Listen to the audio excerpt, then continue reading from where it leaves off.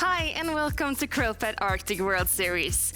Today we're going to declare the winner of the Arctic this Femundløpet race, and because the mushers are moving towards the finish line very soon. With me in studio I have Greg Heister, who's a producer and reporter, and I have Bruce Lee, the Yukon Quest winner and 7-time finisher of the Iditarod. Welcome. Hi. Yep. You've been in Norway for 4 days now, and it feels like you came yesterday. Yeah, it's almost like a good stiff wind is kind of blowing us through the country. These dog teams move so fast today. It's championship Monday morning here in Norway, and if you're watching in America, of course, you just enjoyed the Super Bowl and the Kansas City Chiefs winning there, and so in a few hours, we're going to crown a couple of champions in the sports world. Yes, we're really excited about that. And it's been three very different days, right? Yeah, different terrain. Weather's played into it a little bit. We have warm, sloppy weather at their first mandatory stop, so they had to manage the heat of the day in running. We had the wind and the open country right in the beginning, of course, and then yesterday was really dramatic, going over those mountain passes and teams struggling through the wind. So it's been varied terrain, it's been varied weather, and we've seen how different teams have handled that along the course. And my favorite moment yesterday was the fact that on our live broadcast, we actually have the images of Robert Sorley going beyond Brigitte Nace to take the lead of the race that he has not given up since. And so to have a live helicopter, we're streaming those live pictures at that moment was epic. That's when the race changed, and that's when Robert Sorley made his move in this race. Yeah, because he had a pretty easy start, right? Yeah, but that easy start is exactly what set him up to be where he is now. I think, if you reviewed that first day and how they handled those first checkpoints, the different mushers, how they handled it, and whether they rested or fed or just went through, right from the beginning, we were noticing how Robert was really managing that team, putting that rest on for a strong, consistent finish. And now we're seeing the results of that. So really managed his team to set him up for this win right from the very first day. And it's obvious we're watching a great musher, right? At the top of his craft, making tremendous decisions, managing the dog team perfectly, and you see this top-end speed that remains in his team towards the finish. Yeah. It's a masterful job again by Sorley. Mm-hmm. And it's been a lot going on this night. I know that's been some changes in the top 5. Now, Dallas, can you take us through the night? Let's do that. Good morning from Muros, and it's been an exciting night out there on the trail. So if we're taking a look at the map, yesterday we left from Serval with a little bit different order, and right out of there we see Brigitte Nace in the lead, Robert Sorley in second place behind her. Robert left about 4 minutes behind, but here we see that section of the trail where Robert Sorley catches up and ultimately passes him, and Greg was just talking about that. Getting that on camera, that kind of pivotal moment in this race was really neat. Robert Sorley took the lead, and those two teams stayed very close for some time, and later in this run, we're going to see them start to develop a gap. Farther back in the race, we have Petter Karlsson in 3rd place, Barbara Inuin in 4th, and Rolf Johansson in 5th place. We also see back there Thomas Warner in 8th place, kind of hanging back there. He took a little more rest early, or a little bit later in the race after having a kind of aggressive early race to try to reboot his speed a little bit, and that is something that we saw last night and yesterday change, where he started working his way up the ranks. So just in this section, we see Warner now in 6th place. Arriving in the checkpoint of Orkelbogen, we see Sorley in the lead, rolling into the checkpoint through some tremendous hills and blowing wind. Brigitte Nace got bogged down in there a little bit, ultimately arriving in Orkelbogen about 40 minutes behind Robert Sorley. Karlsson into Orkelbogen in 3rd. Barbara Inuin coming in 4th, but Warner's right there and ends up overtaking her. Now he has gone from 8th place to 4th place on this run. Pivotal run for Thomas Warner there. Now, as these mushers reach Orkelbogen, they have their first option to take the mandatory 6-hour rest there. Most all these top mushers are going to do that or have already done that. So we have our top 10 into Orkelbogen after they take their 6-hour mandatory. They're going to leave there in a very similar order. We're going to see Robert Sorley coming out first with a pretty strong lead. Right behind him, we're going to see Birgitte Ness in second place. A little bit later, again, a little bit larger gap than between those teams. We see Petter Carlson come out in third, and it's going to be a decent gap until we see Thomas Warner come out in fourth. Now, this is an interesting section of trail. These mushers have to kind of work their way back down, similar terrain to what they were covering yesterday. I'm watching the times really closely on this run because it's important to see, where is that dynamic? Is somebody going to be able to make up this time? And so far, we've seen Birgitte Ness have on a little bit faster run time than Robert Sorley over to the Tolga checkpoint. She made up a few minutes, but not a significant amount of time compared to Robert Sorley's now approximately 34-minute lead. Petter Carlson was into Tolga in third place, followed by Thomas Warner in fourth. Now we see our mushers on that final leg of this trail. None of them stayed more than just a few minutes in Tolga. One or two mushers left a dog behind there, opting to not have them travel these last miles. And it brings us up to our current time here, where we have Sorley in lead, a short distance from the finish line, only 20-something kilometers. Birgitte Ness in second, Petter Carlson in third, Thomas Warner in fourth, and it's lining up to be an awesome finish here soon.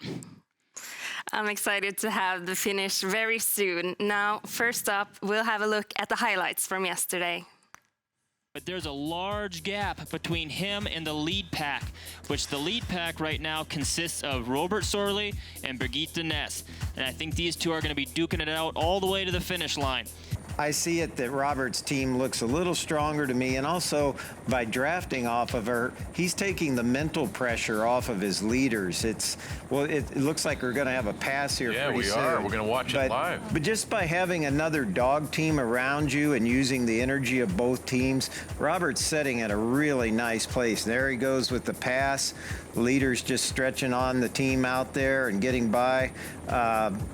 I think Robert is just setting at a really nice position, having a bigger team, even though, as you pointed out correctly, he's bigger.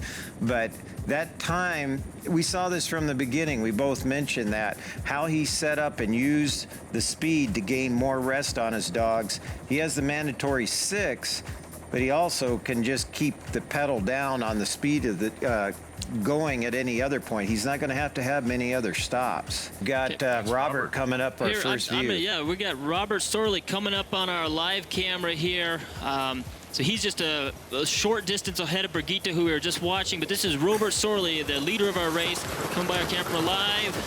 Smoking. He seems to be in good spirits and a nice looking team right there, kind of as they start to head down this mountainside and gonna be picking up speed.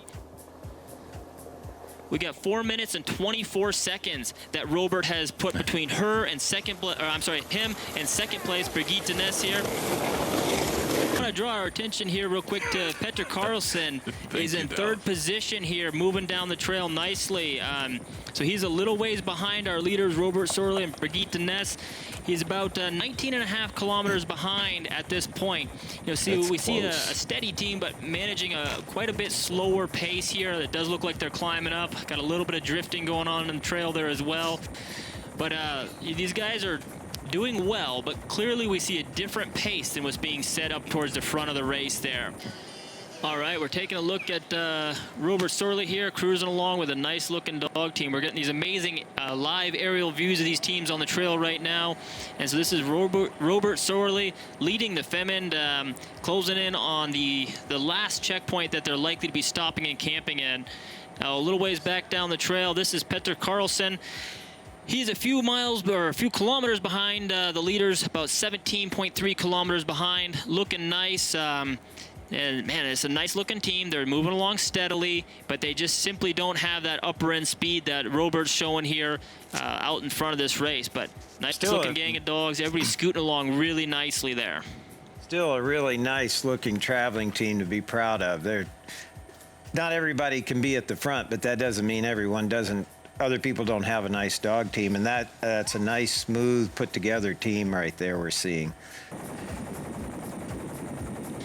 Yeah, this does kind of bring me back to, outside of Shaktoolik, actually, heading towards Unalakleet. There's a couple places we're hitting those kind of wind-blowing tops of the hills there and climbing up. This is nice country. It's like you said, it's kind of what seems like. It seems like this is where a dog team belongs, right? And also think of the diversity they've had on this run, getting to go through that forested area and getting up here. This has been a really beautiful run for these guys, and it's been a little warm for them, I'm sure, but up here they've got a nice breeze to help kind of keep everybody cooled off. Back up towards the top of the hill, we have Brigitte Ness and a nice-looking dog team just chogying along, going up this climb.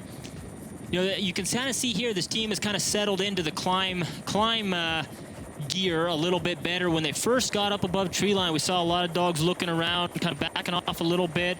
I think the question here is this okay that we're going this speed? We've been doing 9 miles an hour or so. Now we're slowing down. Are we stopping? Are we still going? Now they've become accustomed to the climbing here, and everybody seems to have settled into a nice pace going up the hill. And here again, dogs swinging over, maybe a little bit confused on which direction. Some communication errors there. So we have to call them back over this way, get them back on the trail. Now there is about a 12-minute difference between Robert Sorley coming through here when we saw him a little bit ago, well, about 12 minutes ago, to Brigitte coming through here now. The last time we saw him on trail, I think there was a 4-minute difference. So that gap is starting to grow. And also those dogs are turning downwind, so you can see the direction of the wind from the spindrift there. So it's easy for them to just go, well, hey, if we go this way, again, looking at from the dog's point of view, we won't be going into this wind. Mm-hmm. So it's that confidence. And maybe a little more tired team, whereas Roberts just went right through. So a lot One of thing factors. that I'm seeing here is that there's also, we got a cameraman here with a snowmobile probably out here filming the race, and that can also be confusing. We talked about this before. Are these humans that we're supposed to follow, or are these humans that we're supposed to run by? And you see this tan dog, he's kind of looking over there wondering if the cameraman and the snow machine is where they're supposed to be going. The black dog on the left-hand side seems a little more convinced that the trail's over there, but isn't confident enough to drag the other lead dog over. This is a situation, so there the black one's going to pull him over to the trail, get them lined out. This is a situation where having one lead dog up there, having the right lead dog up there, might make this a lot easier. For me, before it's a big stressful situation for the dogs, I would take that the tan lead dog, put it in the single spot or the open spot, 2 positions in front of the sled, and get through this section with just the one lead dog. If you want to switch them back later, you can. But that definitely is a factor. This is where you want to have the right lead dog in front. Okay, yeah, I just want to come back in here. We got a live shot of Robert Sorley coming down this slope here. I mean, these guys are stretching out. That's a 12-dog team looking really, really nice there. I'm not seeing Robert slowing down significantly. Of course, there's still many miles to go, and it wouldn't take a huge mistake to slow Robert down by 10 or 15 minutes, and now Brigitte is right with him. But when I see these two teams, side by side on a foot race coming to the finish, I like this team right here. These guys are rolling. I feel like they've got a little more pep in their step. They can stretch out on these down hills. I mean, I don't think we're going to see Brigitte doing this speed going down the hill, just because I think her dogs are going to be a lot more comfortable in a little bit slower pace. Now, we do have these soft holes. Now, this is a steep enough slope that I think Robert's doing about all he can to keep them slowed down. And you see those dogs still pulling, kind of accelerating the sled down this hill. Are you kidding me? I mean, let's wax on right now for a moment about what we're seeing. I mean, look at the pitch of this hill that Robert Sorley is going down, and we're watching it on live television. Holy smokes! Coming into the checkpoint, it looks like some nice, or some pretty soft trail. You see the dog's feet sinking in, a little less of a base here, even though it's not drifted. But the team's looking good coming into the checkpoint after accomplishing a 112-kilometer run in this one stretch through some very challenging conditions there. And they cruise right into the checkpoint. Coming on here. Yeah, you got to stop here and get signed in. Now, this is going to mark the official start time of his mandatory rest. It was crazy. It was so crazy. It was... What do you mean by crazy? Up and down, no snow, windy. It has everything. I think the helicopter made a good picture. But too much up and down for an old man, huh? Yeah, I'm thinking about that, but I think I shall not excuse me that because I'm old, but it's a tough trail, very tough trail. I'm thinking about everybody. Do you think you're going to keep Birgitte behind you? Yeah, she's behind me now.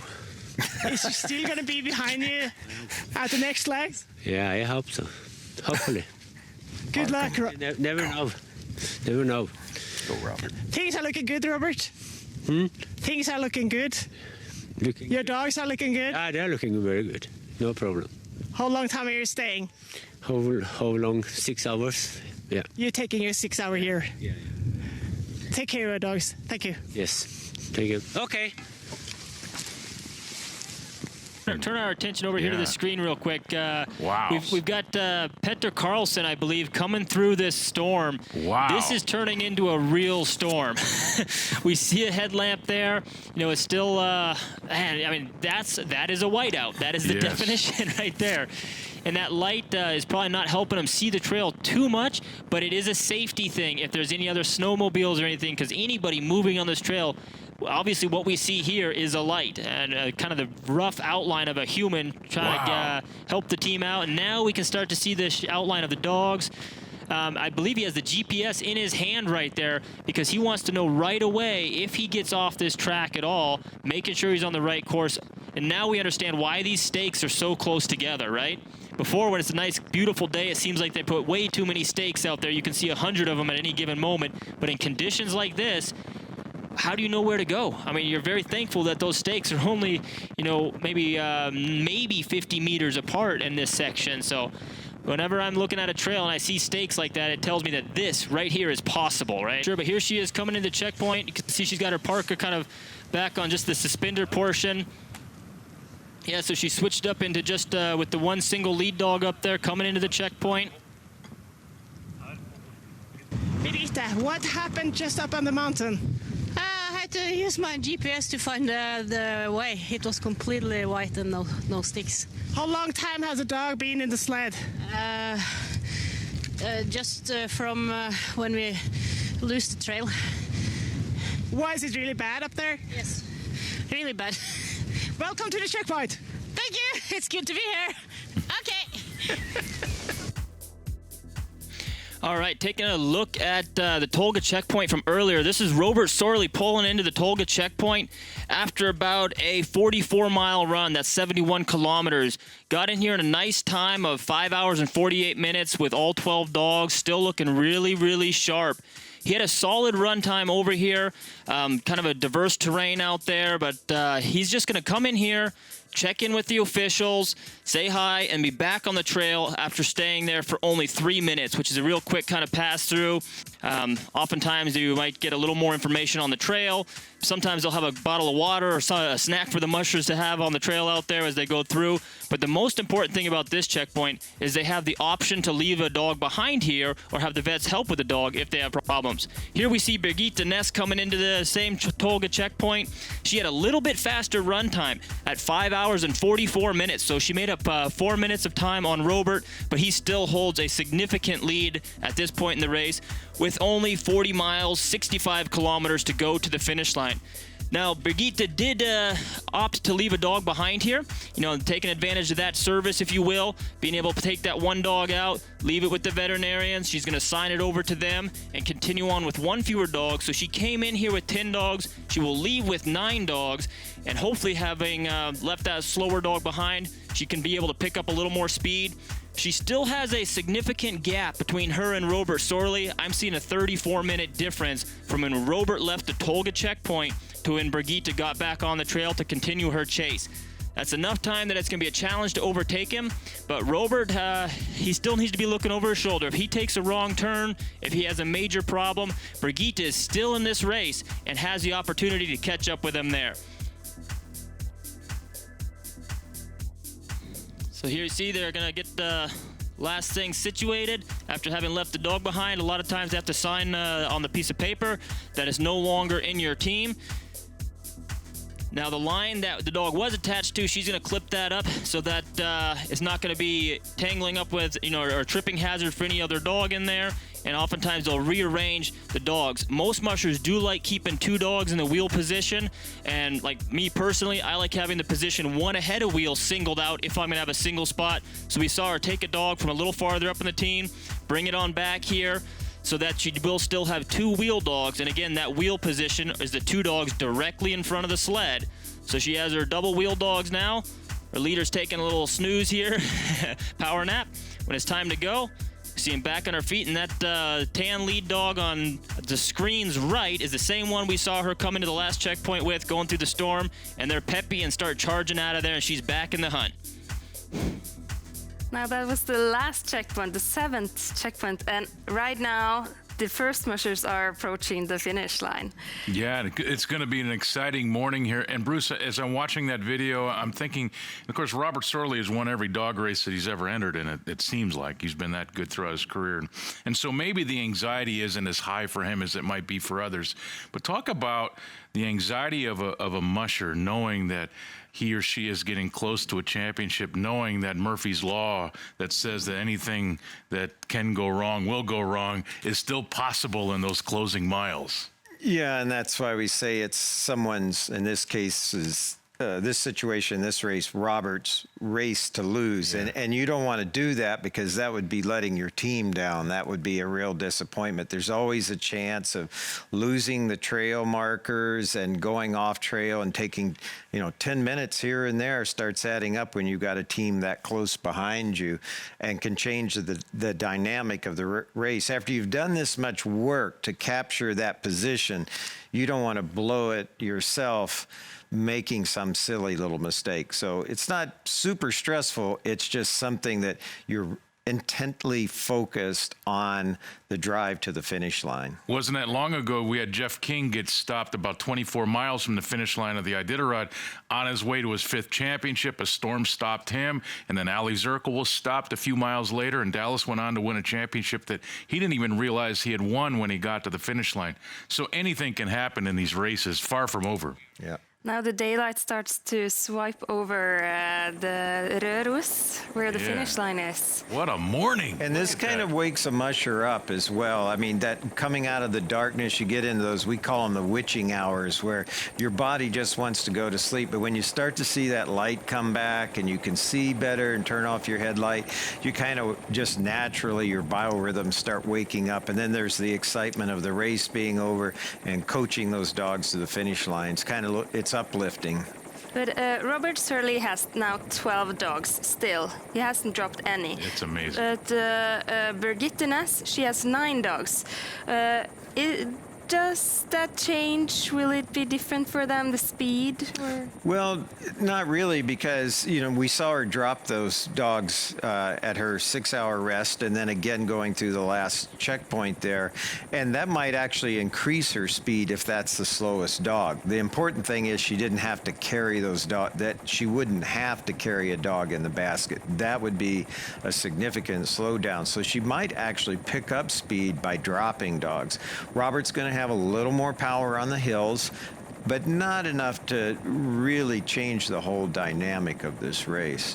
One big aspect to me that happened last night was the big push that Thomas Varner did. I mean, coming from behind, that just shows how rest relates to speed. He was having trouble, like you had said earlier in our discussion here in the studio, that he was having a little trouble with the dogs eating, and he rested, and then look what happens. Boom, he moves back up to 4th place. That's an impressive run that he had during the night. Yes, Thomas Werner, he actually moved up. Yeah, and when you consider he personally wasn't feeling well early in the race, possibly went out a little too fast in the middle part of the race. I think he paid a price for that, but a good veteran musher that understands how to win these races took the extra time, kind of nursed his team, got it all feeling good again, and now he's put himself in position for another great finish in this race. And again, I think throughout the years of these races, you just have to keep yourself in position to win, because you never know what can happen at the front, right? A storm could come in, teams could lose the trail, somebody could shut down, and then you're in position with a strong team to go on and win it. So it's far from over this morning. It looks like Robert Sorley's on his way to another championship here, but again, you just don't know, and that's the beauty of dog mushing in these events. And Birgitte Ness has been chasing Robert Surley for a while. Yeah, she's having a great run with a nice team. I mean, she's really hung in there. And again, she managed that team correctly in that first day, and it's paying benefits now. She's having a really great race. And those dogs had a little difficulty, as we saw up on the mountains in the open country in the wind. That cost her a little bit of time. But, if Robert wasn't out there, she'd be at the front. So, I mean, she's having a good race. Look how many competitors were in this. Where she's setting is really nice. And she just has to stay in the hunt at this point. Mm-hmm. Yeah, we had 43 at the start line. And then Lars Monsen, we saw yesterday, had to scratch. Mm-hmm. And I think there's been a few scratches over the night as well. It happens. Yes, that happens. Yeah. But that's the aspect I look at, again, with the example of Thomas Warner, with the fact that he took that rest and where he is now. Now, if a musher got all caught up and pushed, he might be a scratch, but he's not. He's in fourth place. He's in fourth place. And Carrie-Anne, our reporter, is with me from Røros. Hi, Carrie-Anne. How is it going? Hi Maria and hi everybody. Good morning from Røros. It's a nice day in Røros. It's clear weather. It's going to be beautiful pictures coming from Røros today, and we have a great race that'll finish soon. I'm here with Petter Swift, and Petter Swift, you are in the organization, and tell us about how things are going right now. Oh, it looks very good now. The weather is much better and the teams are looking very good. And You've been up all night and last night as well. Haven't been much for sleep for you neither. No, not much. I sleep 4 hours in Trysil and I work all rest. Yes. So you were at Tolga this night. How was the atmosphere there? Oh, it was very good. Tolga is a very nice checkpoint and it's easy for the handlers and look to the teams, and yes, it was very good. Did you have a chance to talk to some of the mushers? Yeah, I talked to Robert and I talked to Thomas, yes. And Robert got a prize from local people there, so that's very good. A prize from local people? What kind of prize did Robert get? It's a food. A food prize? Food prize from local people. Røros is capital of local people food. So Robert seems to come into the finish with a victory one more time. Yesterday we had the finish of the junior race, and I know you're the man behind the junior mentor, what you say, service for the young kids to help. Tell me a little bit about that project as well. Yeah, I work a lot of juniors to make them be good mushers when they are big. So I'm not so good to speak English, but it's very good. Then what's your last preparations here in the Finnish area now? I am a race manager for the 620 now, so I try to do the best.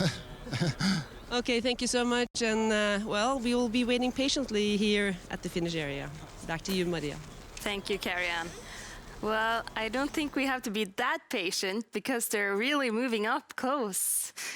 And we will have a winner in not too long, but we also have that many other great mushers who's moving up pretty close behind. Yeah, a lot of them are going to be finishing today. And if our calculations are right at this point, we'll probably see Robert pretty quickly with the helicopter there, but he's within a couple hours of the finish line, about 15 miles or so.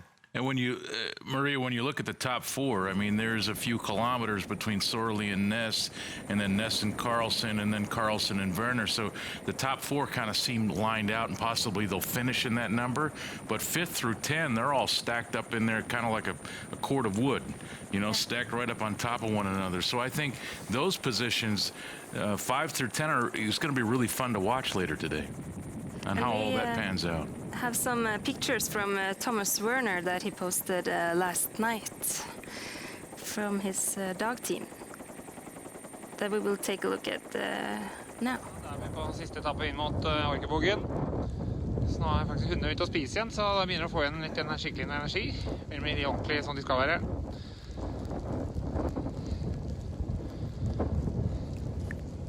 Nei, så fint. Skal vi blåse en del oppi her, så blir det tunge spor over til Orkebugen. What do you have to cover up this?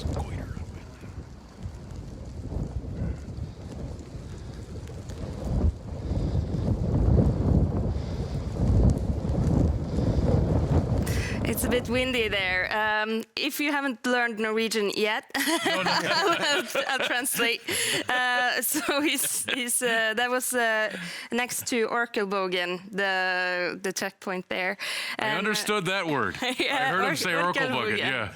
Yes, that's good. You're learning. Yeah. And he got some more food into his dogs, and they felt energetic, and so he got the speed, and he got them to where he wanted them to be.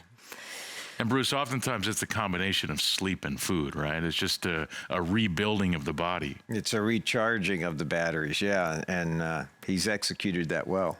And now the helicopter is actually getting some great pictures of the first musher, Robert Surley. Oh, all right. Yeah, we're getting some good shots of Robert Surley live out on the trail right now. We see daylight, which has a musher. It's always nice to see the sun turn that headlamp off, and I don't know, it helps keep you awake a little bit after having kind of oftentimes struggled through the night trying to stay awake. So we're seeing him rearrange some dogs here. I'm curious if he's going to load the dog in the sled or if he's just going to move positions. You know, oftentimes you are going to move dogs around on the team if they're having a little bit trouble farther up. No, it looks like he's going to bring this dog all the way back to the sled and load the dog in the sled. You know, and this is one of those places where the dogs seem to be doing all right on the trail there from an outside perspective, but the musher feels that the team can go faster by carrying the dog rather than having the dog on the ground.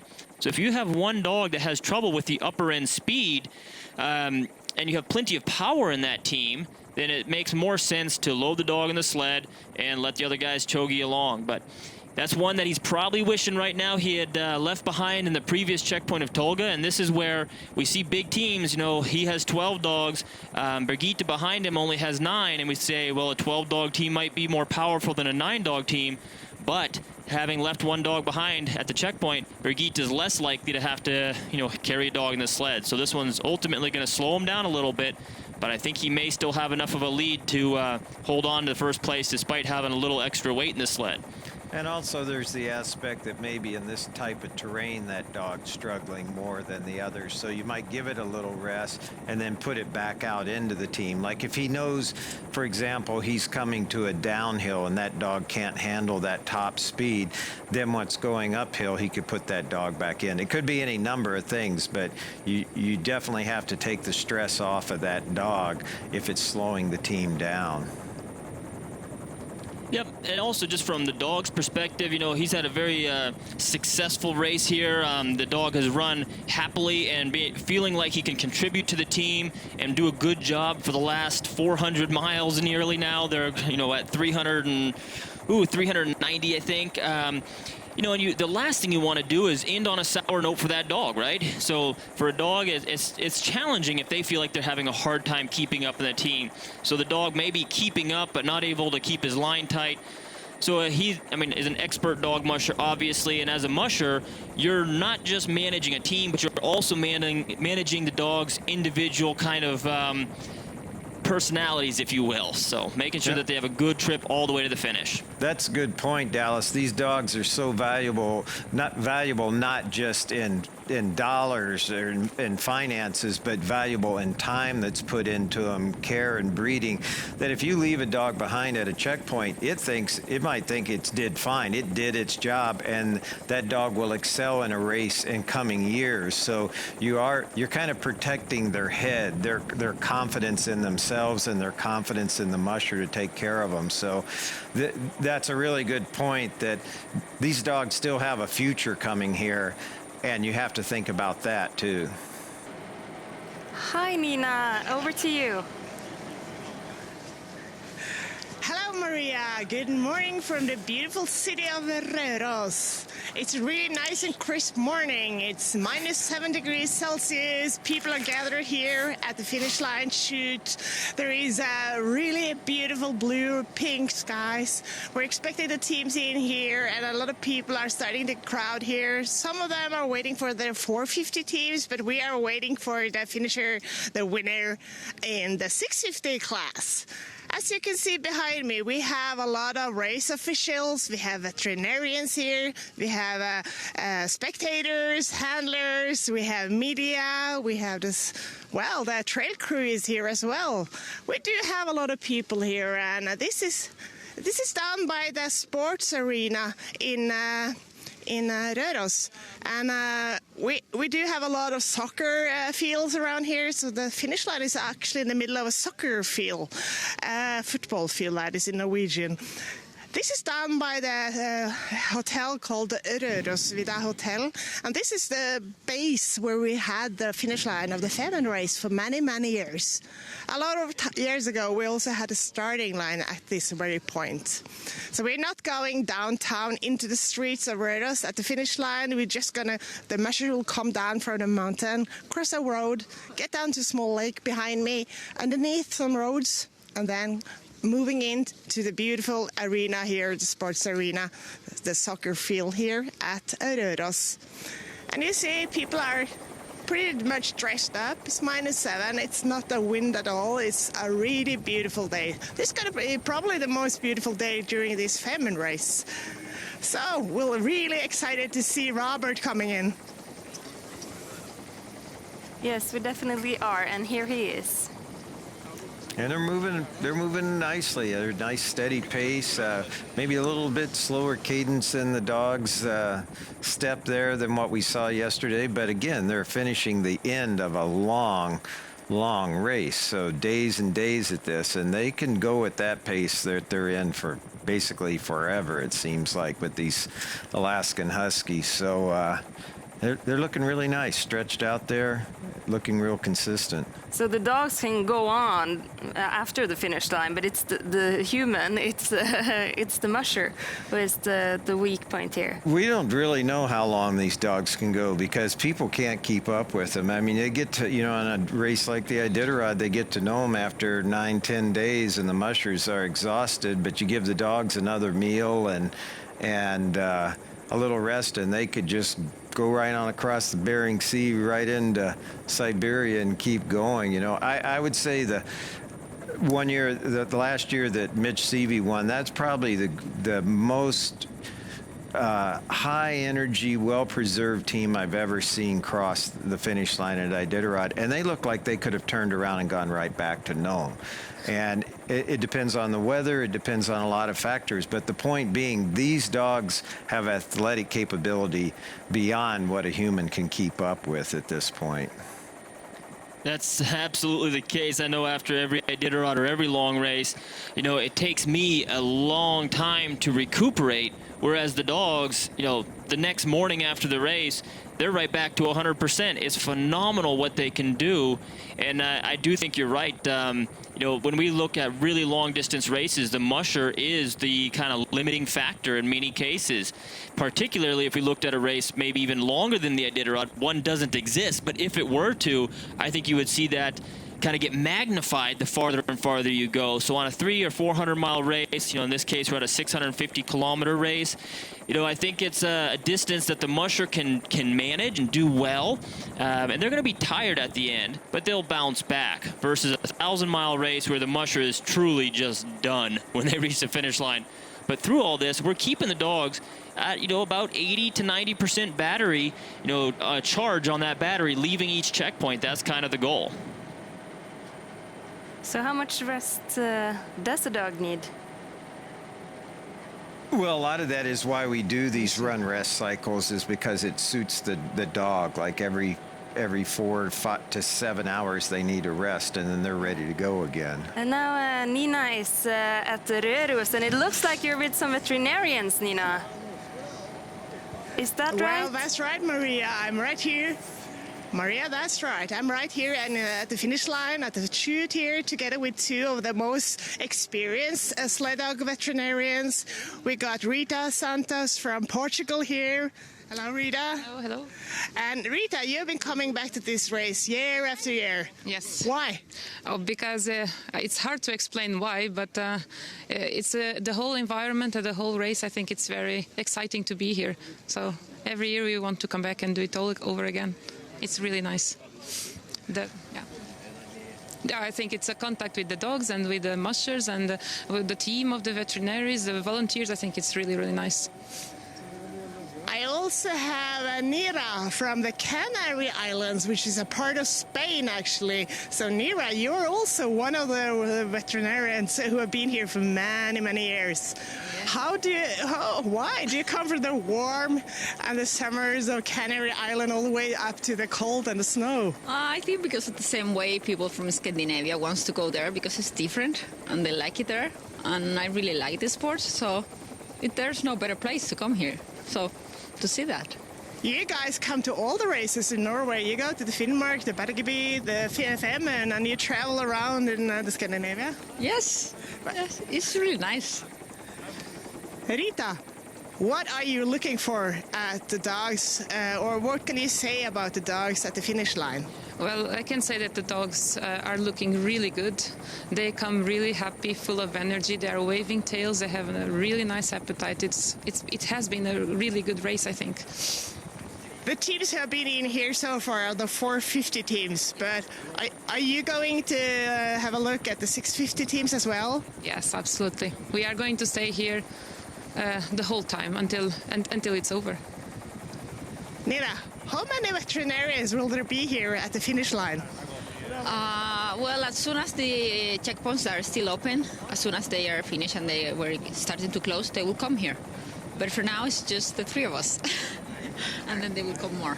And that means that Rita and you are going to be having a look at the team of the winner of the 650? Yes. Yes, we will. And the other mushers coming behind as well? Yes, all of them. Well, nice seeing you again. Huh? Nice to see you. So this is Rita and Nira.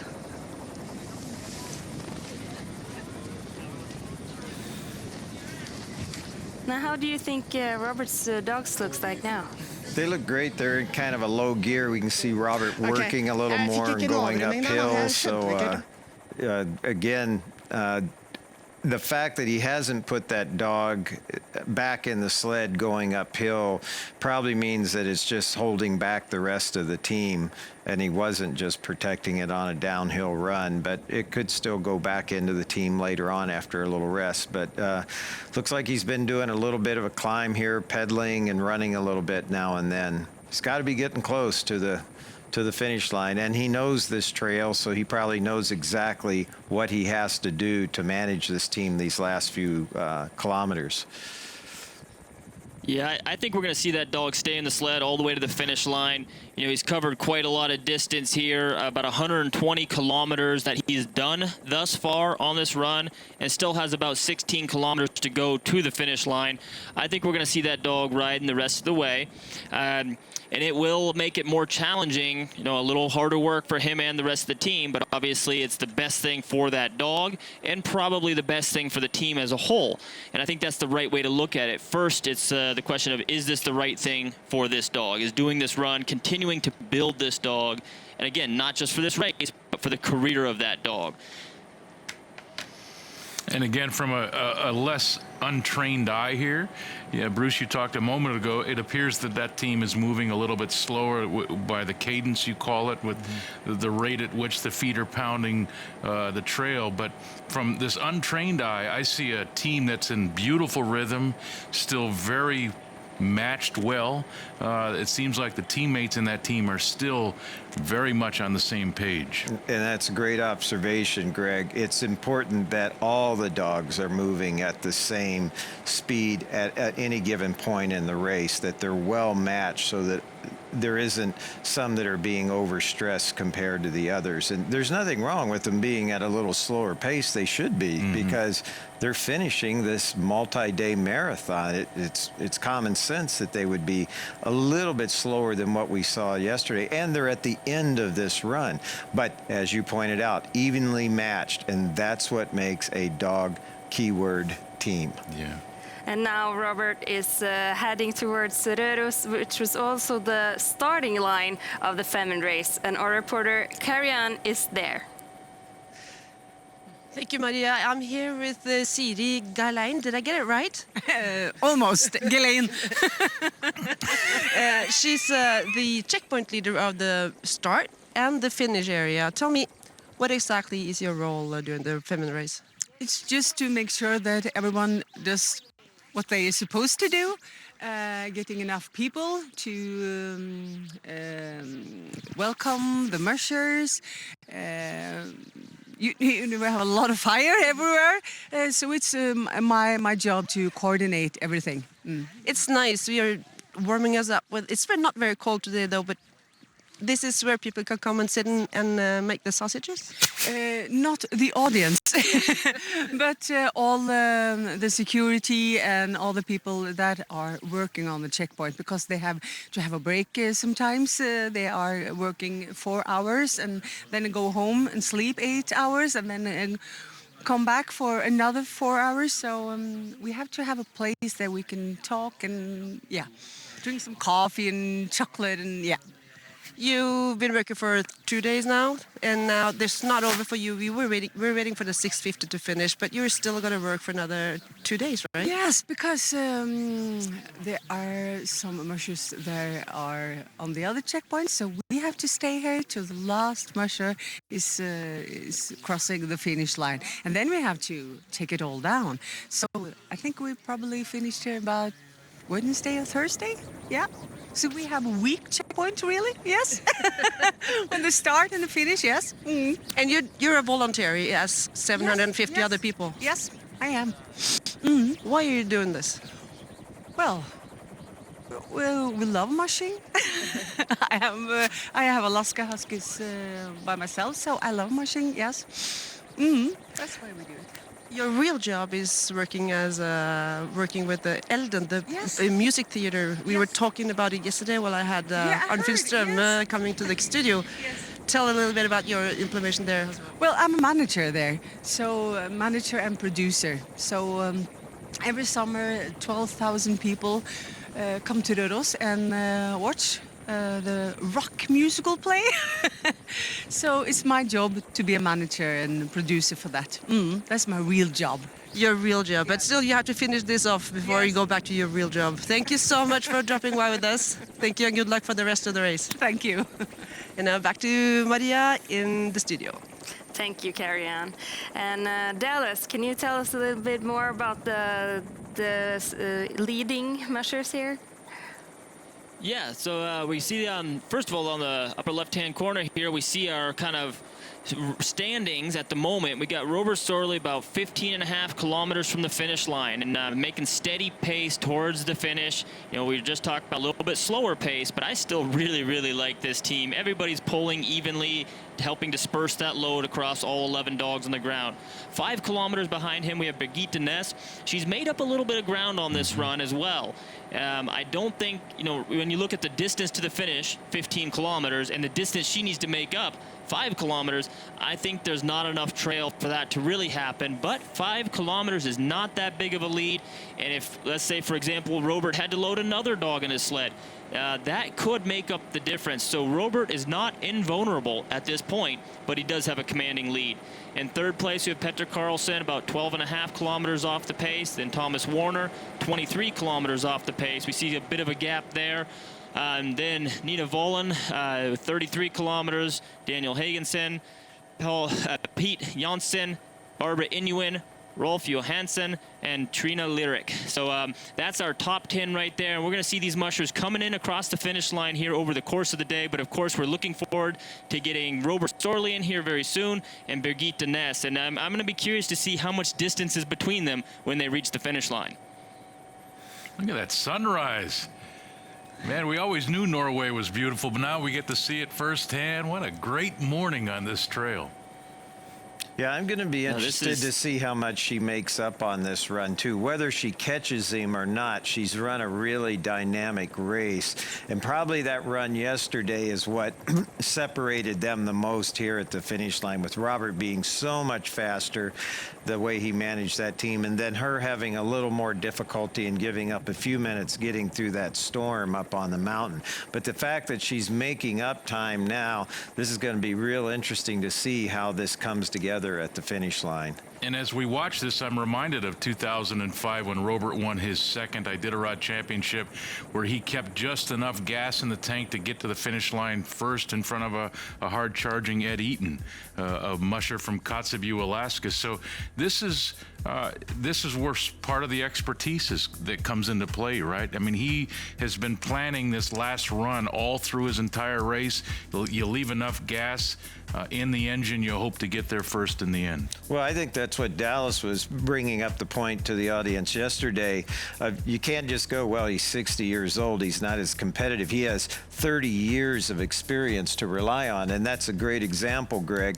If that Iditarod that Robert won the last time he was the champion there, I would say if that trail were 10 miles farther, he might not have won. Right. I mean, he managed it right to the finish line, but sometimes you just barely get there. But then you have that reference of don't lose focus, stay in the game.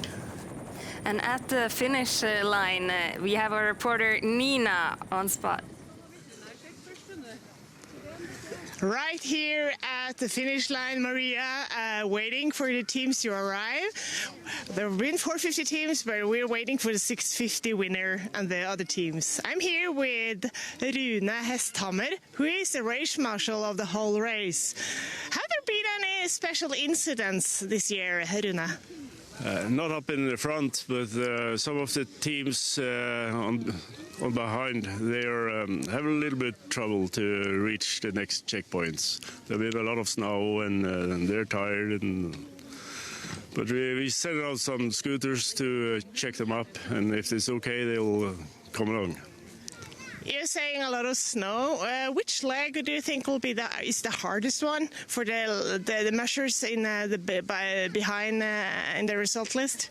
Well, if they make it to, if you can pass Søvolen, they will have a long way up to Orkelbogen. And even if today, if the weather is good, it's a long way and lots of up and down, so it's hard for them. So the leg from Søvolen to Orkelbogen is the one you consider the most difficult and the toughest one for the measures because of the weather and distance? Yeah, especially the distance. It's a tough country into Søvolen, but also the last part in the mountains into Orkelbogen is quite tough. What are you going to do when the teams come here? What is your assignment? What are you doing here? I'm just going to cheer and I wish them welcome. It's been a great race, and the weather is beautiful, so we will have some very nice pictures into Røros today. Oh yes, I'm sure, because the helicopter is out. What do you think this means to the community of Røros with these beautiful pictures from the race?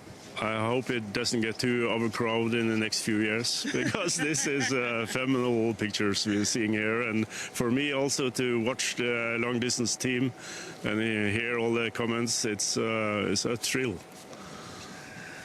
Well, Maria and you guys in the studio, this is like some sort of short summary from the race marshal, and I'm sure we'll get more nice interviews later on. I'm sure too. And the Femund race is the largest sled dog race in the world. Maybe not that weird when we're looking at these beautiful pictures here. Yeah, it is a beautiful morning on a trail. Just to back up a moment for those that are fans of the Iditarod, and that was Rune? Yes. Rune, that's his name. He was the Rookie of the Year in the Iditarod in 1986, the same year that Susan Butcher won her first Iditarod championship. Great to see him. But a beautiful morning, Bruce. As a musher, you must dream of these moments, right? The sun rising, beautiful morning, quiet trail, nobody around, just you and your dogs. Well, you dream for it at the end of a race where you're just exhausted, because it takes a little pressure off of the musher. Now, imagine the scenes we saw yesterday, battling to the finish line, being tired, and trying to keep things together when you're in a whiteout. That's a whole different thing. So it takes a little pressure off of the team. It takes a lot of pressure off of the musher. But again, it's those dynamic weather changes and topography that make this racing fun too. You just maybe don't want that at the very end of the race. It was interesting to hear him say those teams were having some difficulty farther back, and I would just speculate they're at that point where they have to cross that open country. Said there was a lot of snow and we could see all that drifting. So sometimes the teams in the back of a race are having a much more difficult time, even though they're going slower and resting more than the ones at the front.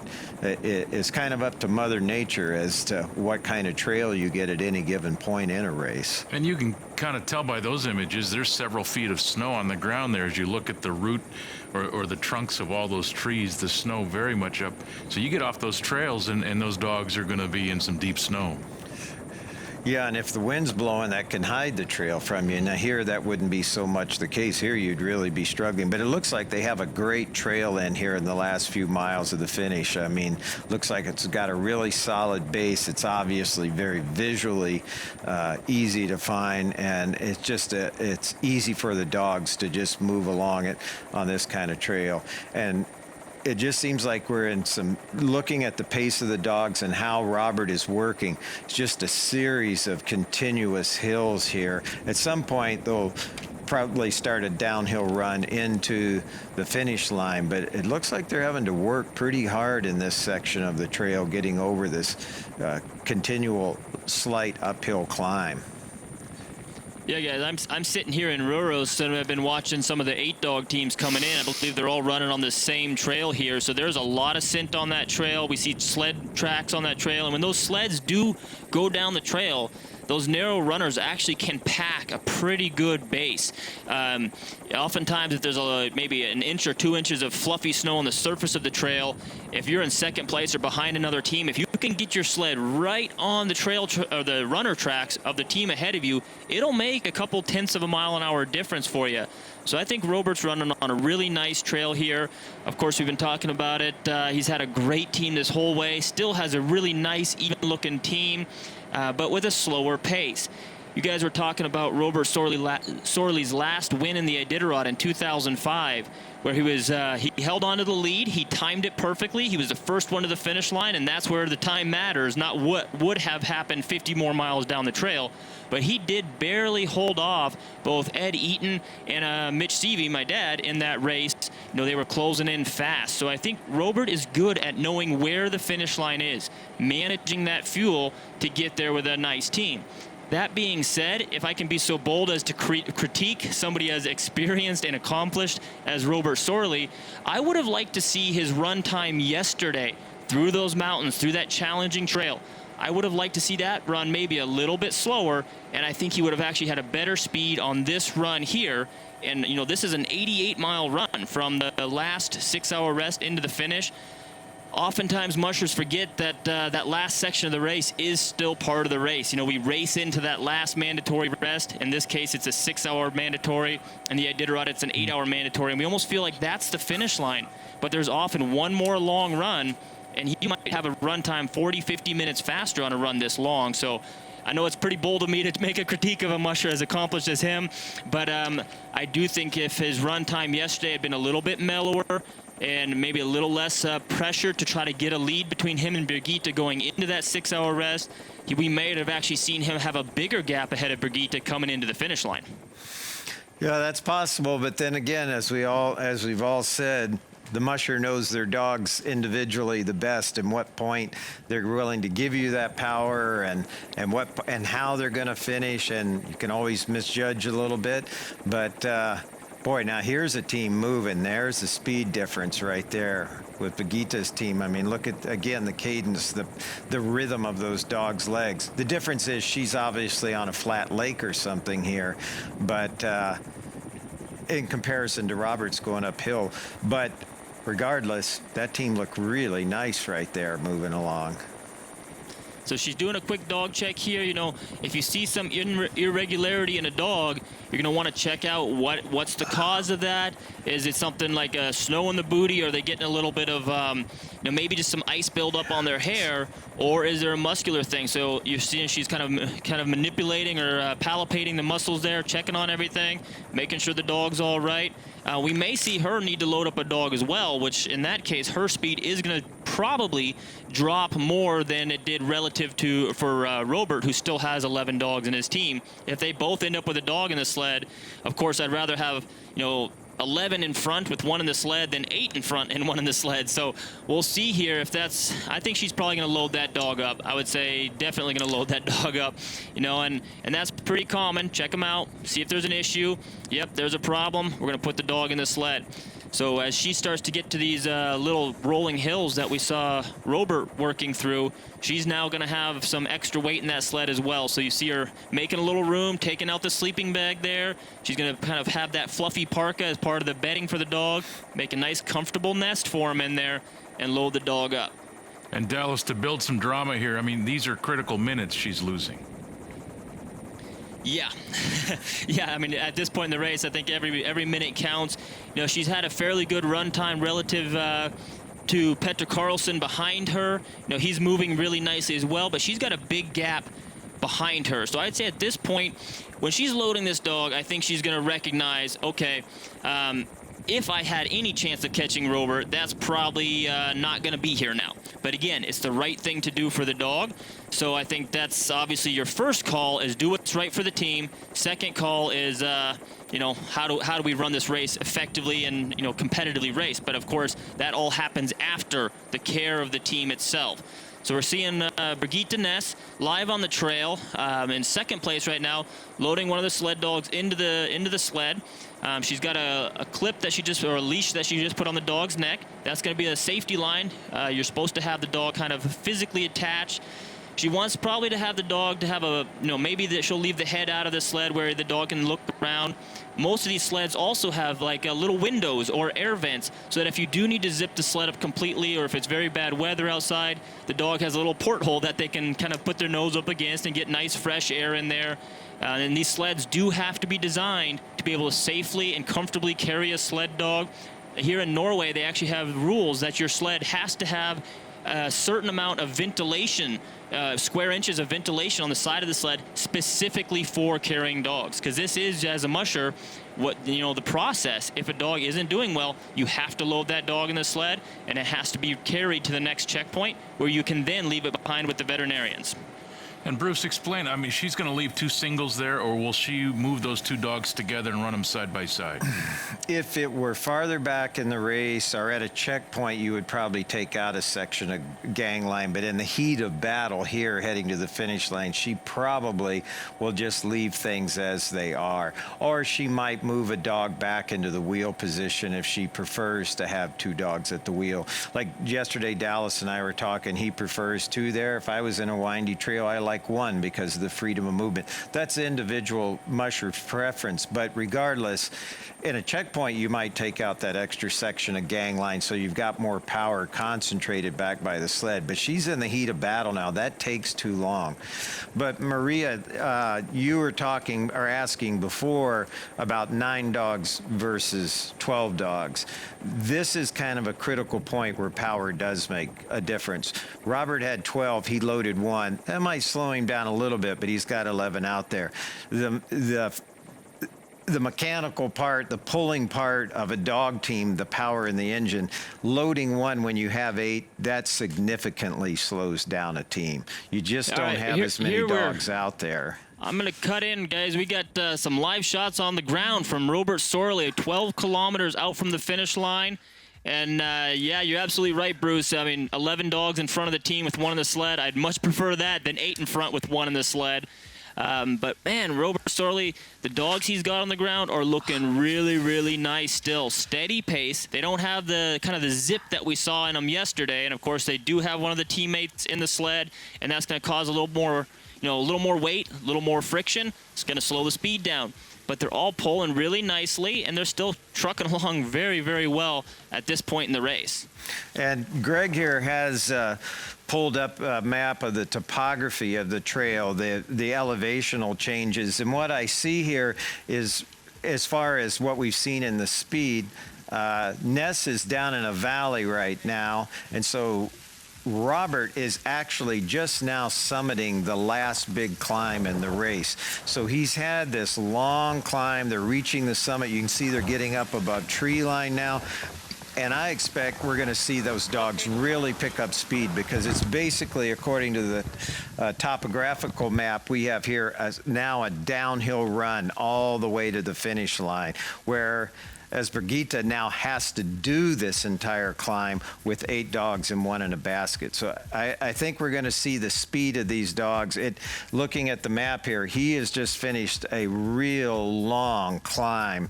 And once they crest that summit, which is probably right up ahead of what we saw in this photograph, or this picture here of his team moving along, I think we're going to see the speed pick up a lot. Yeah, I think you're right on that. And oftentimes when we're watching the GPS trackers, we see the distance between them close. For example, right now we see Robert Sorley, saying here 13 kilometers from the finish. Brigitte Ness, 4 kilometers behind. So we were saying, she's making up time. That's true. She is closer in distance, but not all kilometers are created equal here. If that 4 kilometers between them is a steady climb, like we just saw Robert going up, then, by the time she gets to the top, he might be back to 6 kilometers ahead of her as he's going down the other side of that hill. So the GPSs can be a little confusing when it looks like a musher is gaining because one musher is climbing and the other musher is still on the river getting closer, for example.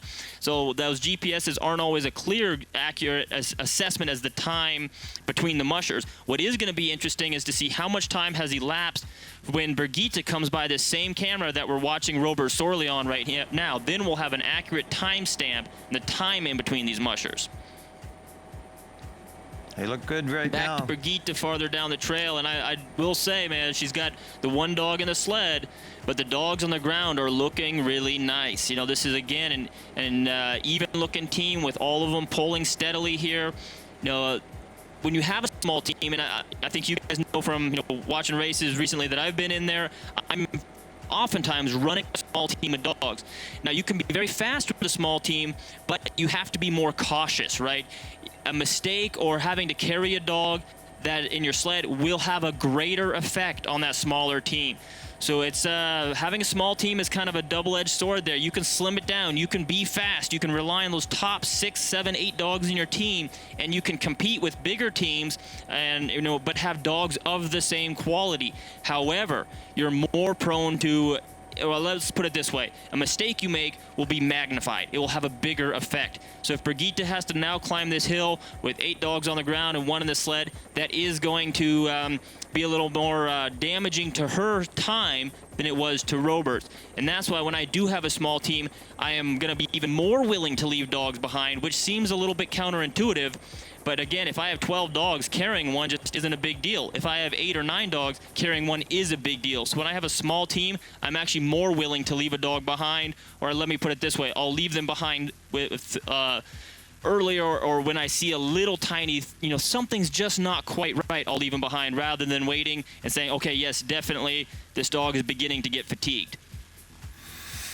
Weather sure looks good in that open country now. Of course, I think we're on the same section of trail where we saw wind blowing the day of the start, and they were working through those drifts, and we got all those great images, but this looks pretty idyllic right now. Calm, and you can see that trail leading upward as if it falls off into the sky, but somewhere up there is a ridge line where Robert will actually reach the summit, crest the summit, and then it'll be a downhill run all the way to Røros and the finish line. So he's obviously done this trail. I think it's his 30th or 31st race here at Femundløpet, and he knows that. He knows this trail as well as anyone and where it goes, and he knows how far he's got to go to reach that summit. And that gives mushers confidence in not only just knowing where they're at, but also how to manage a team at any given point. when you run a race for the first time, you're kind of running blind. You've got a general idea of things, but it's not like knowing a trail intimately. I've talked to mushers that have done the Iditarod many years, and they know that there's this place on a run 600 miles in where they're going to hook a tree and snack their dogs. I mean, you just get to where you know a trail. You go, how do you know 1,000 miles? But you do. Where's the best place to snack? Where don't you want to stop? Where do you need to keep going? And so he'll have that kind of confidence in this. And probably so does Ness, knowing this as well, and that judgment of making decisions of managing this smaller team now. She knows these big hills are coming here. Really interesting here, guys. Real quick, they've put the graphics back up here again. We're seeing Birgitta Ness. She now is 4.5 kilometers behind. So that distance behind is going to start increasing as she starts to climb here. Obviously, she's loaded the dog in the sled there. And so I think we are going to see that distance between them spread back out again, as over the last little bit, Robert has been climbing and she's been moving very quickly on the flatter grounds. But now that she begins that climb and Robert soon will begin his descent on the other side of that pass, I think we're going to continue to see that distance between number 1 and number 2 increase here. Inversely, we're probably going to see Petter Karlsson in 3rd place start to close distance on Birgitta as she climbs this hill, and he's still continuing on some easier ground. And at the finish line in Røros, we have our reporter, Karian. Thank you, Maria. And I'm standing here with Robert Surley's son, Magnus Surley. He's a handler for Robert, and now we're at the finish of this race. What do you have to say about your father so far? I don't have so much to say, but everything looks good so far. But it's still a couple of kilometers before they are here, so things can still happen. Things can still happen. Apparently, he's been taking one dog and put it into a sled. Yeah, I have no idea why, so we'll just have to wait and see. What would you say had been the secret so far in this race? He's been racing quite fast. You said it was about 12 kilometers in average. Is that a high pace? Yeah, but I think the secret is to stick to the plan, and he has done that so. He's done that except for a little bit more rest, is that so? Yeah, he is cutting a little rest, but it's not much, but it was just enough to keep tabs on the other. What can happen now for him to, I mean, he will probably win this race. Is there anything that could happen that he doesn't win it? It must be parking or something. Parking or going the wrong direction. Then 5 kilometers is not much. Is that likely to happen? No, but never know. How is he doing? How was he at the last checkpoint when you spoke to him? Looked very good, very happy and ready. Very happy and ready. Robert Surley will be waiting for him, and I'm sure I'll talk to these guys a little bit later on as well. Back to you, Maria. Thank you, Karian. Now, his son said parking. What does that mean? Honestly, I don't know what he means by parking. I could probably interject on that one. That's kind of a Norwegian translation, or maybe a rough translation from Norwegian, or direct perhaps. But when they say that a team is parking, they're meaning that the team is stopping on the trail. You know, whether that's by the team's decision, which of course is not a good thing if the dog team has to make that call, or if the musher feels that their dog is going to need more, or their team's going to need more rest to be able to reach the finish line.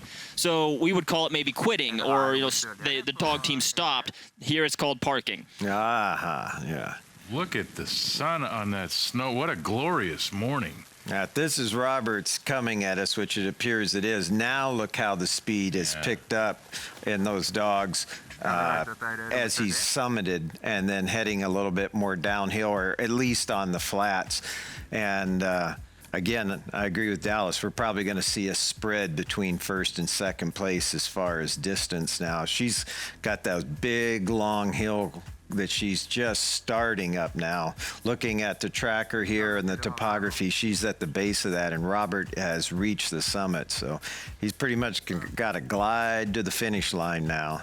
Look at how I just love this shot here, watching those little puffs of snow coming off their feet there. You know, we got a little bit of a breeze, but not much, and just enough to keep the dogs nice and cool. And just a beautiful morning. I mean, this has got to be, you know, as a musher, these are the days that you look forward to, that you do this for, if you will. You know, you're closing in, having a great run with a dog team. You just had an amazing experience with this team and an awesome journey with them, getting close to the finish line, and obviously he's going to be very proud of this team's performance in the race. But racing aside, this has been a great run for Robert Sorley, and it's just a beautiful day to be out there with a dog team. Yeah, we're going to see those dogs crest here and get to look at them individually moving by close here. So. And Bruce, you were making the point the other day on how an onlooker should look at a dog team, and you were talking about, you know, their heads never up. I mean, it looks like with Robert's team, you could take a piece of plywood and start at the leaders and all the way back to his wheel dogs, and those dogs, those heads would never hit the board.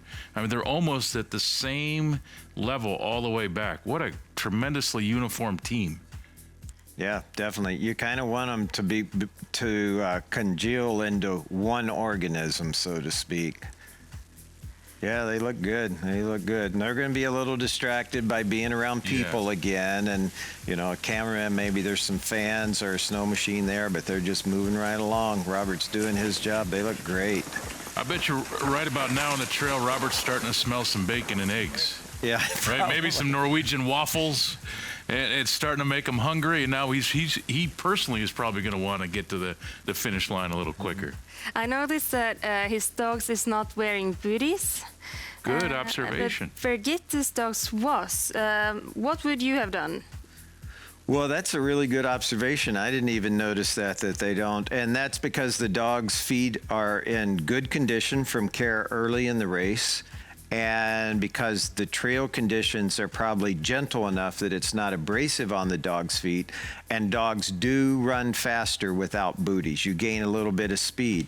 And so he's going to the finish line. He can afford to have them barefooted, so to speak, and he'll pick up that little extra bit of speed so that he doesn't get caught from behind. But that's a really great observation you picked up on there. Yeah, I'm starting to learn a little bit here. And the funny thing is that the Femundløpet race has been arranged since 1990, so it's his 30th anniversary. And Robert Sorley has been in almost all of them. I think every one of them. Yes. I think you mentioned that the other day, every one of those races. So it will probably, I don't think he will go the wrong direction now. I don't think if he crests that, I'm guessing he can see down in the valley where the town is. So at some point in time, he could just hit a road and probably go right downtown Røros, right, if he needed to. But yeah, he knows his way. He's done this before. Now with the sun up, certainly that makes it a lot easier too, as far as not taking a wrong trail. And I think it was Dallas that pointed out the other day, you know, in other areas of the world where there's sled dogs and these events, you have to worry about snow machine trails. We haven't seen many of those here in Norway, or the confusion of a dog team that could take a different trail. So it looks like it's one solid straight trail right to the finish line. Yeah, whereas in the Bear Grease, Minnesota is a big snow machining area, and the mushers that I talked to there, they said it is just every few miles, just trails going every which way. But, you know, the point you brought up about no booties, that illustrates how you manage a dog team in the beginning of a race versus at the end of the race. There's different options in how you manage that team on a number of different levels. So that's an illustration of that. Yeah. And at Røros, we have our reporter, Nina. Maria, I just got to clear out something. This year is the 31st anniversary of the Femundløpet race. The 30th Jubilee was last year. So this is actually Robert Sorley's 31st Femundløpet race, which is so amazing. And I believe he's been winning about 10 times, so this will be his 11th win. Robert, you know, he's a retired fireman from the international airport in Oslo. He's been working his whole life as a fireman at the airport. Now he's retired, and he spends most of his time training dogs and being with his family, his children and his grandchildren. I do train actually in the same area as Robert, and you know, whenever you go training, you're always going to be Robert Sorley. He's always out, either him or one of his handlers. And about him coming in here right now, he is very well known for going really fast downhill. Of course, now he has a clear lead. He surely doesn't need to be going really fast. But I was watching the replay yesterday of Robert Surley and Birgitte going to Tynset all the way to Orkelbogen, and I could notice that Robert had so many extra minutes or meters while when they're finishing the downhills than he had on top before going downhills on Birgitte, because he is famous for higher speed going downhill than a lot of the other mushers here. So expect Robert, of course, he's in a clear lead, but expect him to have quite a good speed coming down hills towards Skistugge, which is the mountain cabin they passed on the way on the first leg, and expect him to be pretty fast down after the Skistugge, getting down on the cross-country ski trails, down at Jättkänna Lake, going under the bridges, under the road here, the road system, into the sports arena. So he'll probably be gaining some more meters or minutes on Birgitte coming down here as well, because he's absolutely faster than her than going downwards. Anyways, it's a beautiful morning, as I heard you guys said. The sun is coming up. You can see that in my face.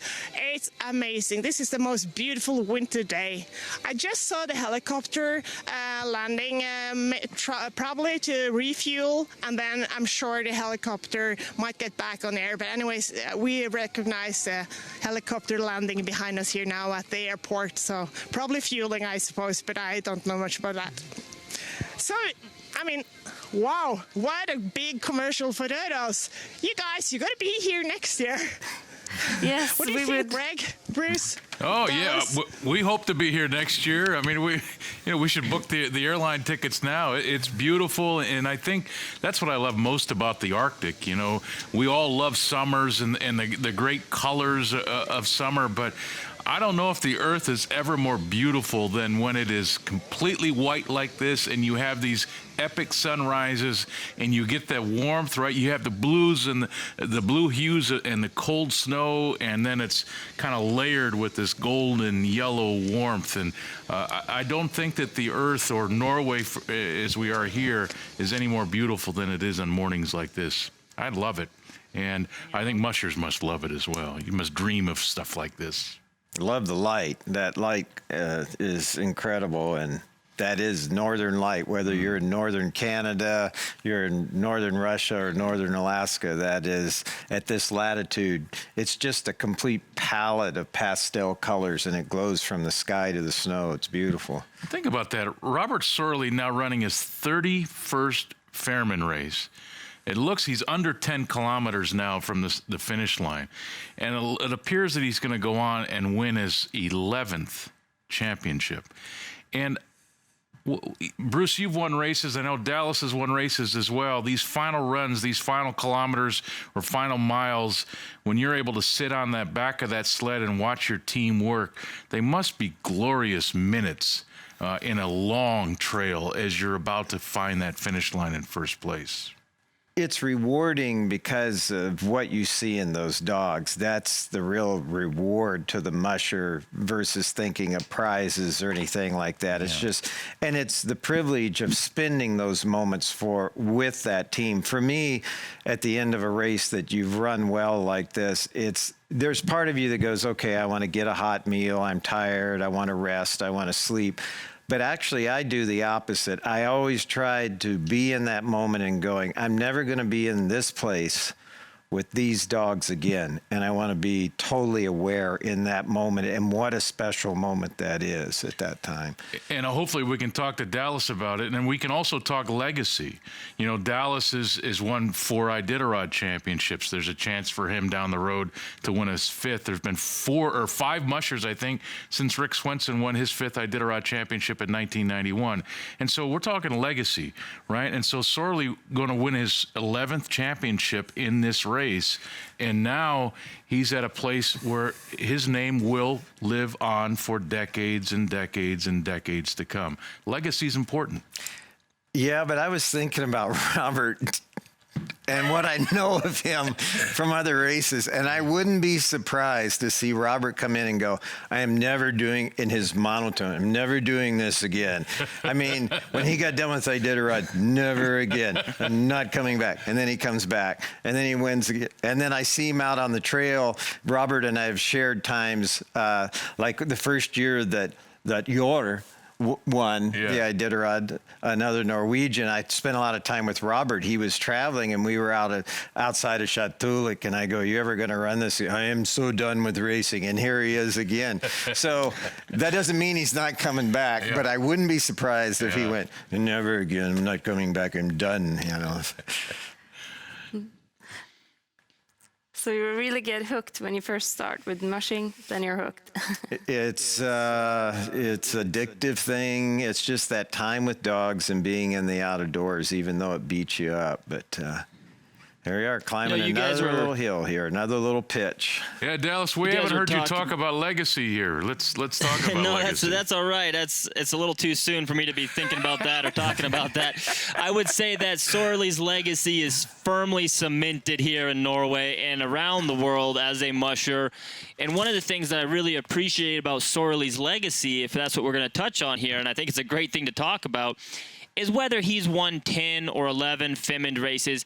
At this point, I don't think that changes his legacy much, but what I really appreciate about his legacy is a good portion of it is his assistance with other mushers, helping other people become better mushers, getting people into the sport, making the sport accessible to his competitors. He's not the type of guy that's, insecure about his abilities to the point that he's not going to share information, or he's going to be one of the mushers that are lying to the other people out there to try to, give them a false scent and send them down the wrong trail as they're, developing their kennel or their breeding or their nutrition. He's the guy that's going to give them, he'll tell you exactly how he feeds his dogs. I think it was last year before this race, he told the whole world exactly where he was going to rest and how long he was going to stop, because he felt that that was the best way to do it, and he wants to see other people have successful races. And I think he loves having somebody right behind him, running down the trail, because I think part of that legacy or getting to this point in his career is he realizes he's not going to be doing this forever, and he wants to make sure that there's a healthy mushing community here in Norway and around the world for a very long time to come, and to see other people doing sled dog races right, doing it the right way, finishing with strong, beautiful teams like he is running right now. And that's what I really appreciate about his legacy, as much as how many victories a musher might have, is how he's conducted himself through that process. I think that says a lot about him right there.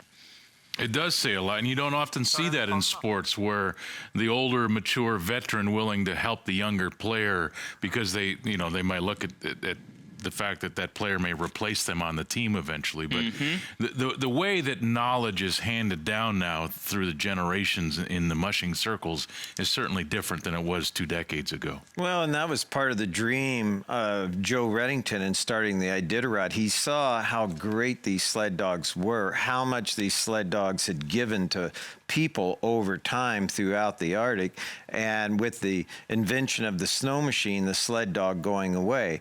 And he wanted to start the Iditarod, and those surrounding him wanted to do that so that there was another purpose for these dogs, and so that the world could see the value of these dogs and what they had been to us throughout history, and it's spread around the world. And being here in Norway, I don't know if Norwegians really have a grasp of how important Norwegian mushers have been or been recognized in Alaska. Amundsen, North and South Pole, go across the Arctic Ocean. In Nome, there is a bronze statue of Amundsen there. Oh, I didn't. Leonard Seppala, Norwegian heritage, in the Iditarod Serum run to save the children there. And to this day in the Iditarod, the award given for the best vet care of a competitive team is called the Leonard Seppala Award, which I was lucky enough to win. It's as big a privilege to me as winning a race, is that the vets pick the team they think that was handled and cared for the best. So there's a huge exchange and recognition of mushers that have come from Norway in sled dog sports. That's interesting to hear. I think a lot of Norwegians are not aware of that.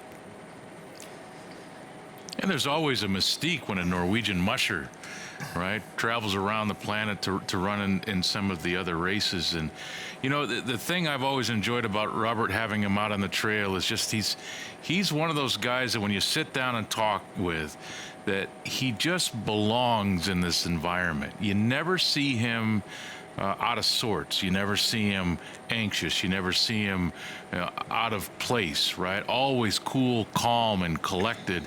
And he's got a great personality for it. He's got a lot of charisma on the trail. And he's one of these guys that doesn't say a lot, but there's so much meaning in his very few words when you talk to him. And he's always been a joy to have out on the trail. I love people like Robert out there because regardless of how tired they are or what they've been through, they're always a class act. Yeah, nice scene here. Yeah, beautiful. And now we have an interview that Nina's going to take at the finish line. Yeah, Maria, that's right. I'm right here with Elin Benchen, who is the handler of Lars Monsen. She's been his handler for many years, being with him in the adventurous together with her husband. Elin, Lars scratched the race. How is he feeling right now, do you think? Well, none of the mushers will really like to scratch. That's the worst thing that can happen. So, well, but you know, Lars, he's sad about the decision for 5 minutes, and then he is cool with it. He knows what's the best for him and the dogs. And this time he scratched because of himself. Why? Well, he broke his ankle a couple of weeks before the race, and well, it wasn't totally broken, but it was very, very hard injured. So, and from Trysil and over to Drevsjø, he got another hit in the same ankle, and it was too bad to finish. So it was actually, the problem was his ankle. I thought it was his knee. And I also heard that he fell down from the roof of his car, so it's a lot of rumors. Now it's his ankle. What an unlucky guy. Yeah, he is. Is he still here in Røros? No, he went home yesterday. He was eager to get home to get someone to take a look at the ankle and take care of his dogs. So he left the building yesterday. The president left the building. Yeah. But Elin, you're still here with your husband. So what are you doing here now? Yeah, we're just hanging around, drinking red wine, looking at the mushers and the tired handlers. So this is one of the few chances we have to sleep and enjoy the race with everybody else. How does it feel to be the handler of a musher who has quit the team? I mean, a really profiled musher who has done really good Fem races before. How does it feel to be the handler? Yeah, it doesn't feel good right there, but now I know that this is the right decision, so there's no problem. It's sad, but we have done this a lot of times before. Well, not scratching, but we have finished the race a lot of times before. And I don't know, it's hard out there. And Femundløpet is like up, down, up, down, up, down. So it's his decision, and we are totally agree with him. Well, Elin, I know you know Robert Shirley quite well. I'm sure he'll be happy to see you at the finish line as well. I will be happy to see him here. I really hope that he would take this victory to this year as well. And it seems like he's doing it. All right, so that was Elin Benchen, the handler of Lars Monsen, who had scratched from the race. Thank you, Nina. Now, let's take a look at these beautiful helicopter pictures. Yeah, just again, more stunning images. And the thing I want to know now is that we heard that Lars fell somewhere near his car, but she described him as being on top of the car and falling off. So we need to find Lars and find out what he was doing on top of his car.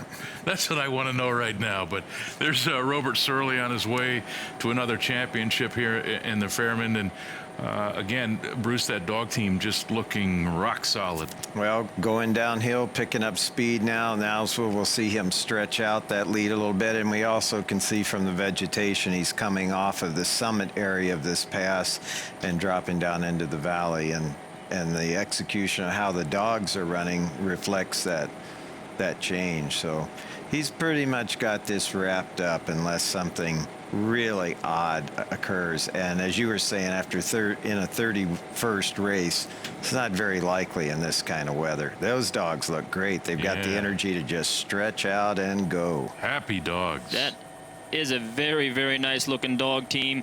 You know, and I think what we're seeing here as they were climbing, it's nice that they can settle down. Again, keep their heart rate lower, going up those hills. They don't need to be charging up the hills, especially if he knows that he has a team that's, you know, physically very healthy and is able to stretch out and pick up those minutes going down the hill. That's not at all a bad strategy. Understanding that, of course, like we were talking about yesterday, each musher will have kind of a speed limit that they won't let their dogs go over coming down this hill. So right now, Robert does have a foot on the brake, keeping them slowed down to that comfortable pace. Here we have a live shot of Brigitte out on the trail from our trail cameras here. She's, I believe, 32 minutes behind Robert Sorley at this point, going by the trail camera. And little steadier pace here. This is that a little more challenging terrain, kind of going up the hills there. So they're kind of, I would say, settled into that lower gear right now. Looking at each dog here, nice looking gang. Starting to, it's kind of fun at this point in the race. You're starting to recognize a lot of the dogs. You know, she's had that same leader up there for a little bit. Looks like a nice dog in front. She does have that dog in her sled, as does Robert Sorley ahead of her. So that's going to be kind of keeping her pace down and probably having a bigger effect on her with just the 8 dogs on the ground versus Robert's 11 dogs still on the ground. Let's take a look at this team as they come on by here.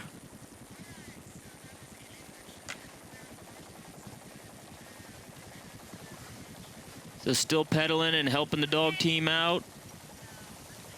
All in all, a pretty solid dog team. Yeah. I'm going to guess that we're not going to see her letting them stretch out quite as much as Robert.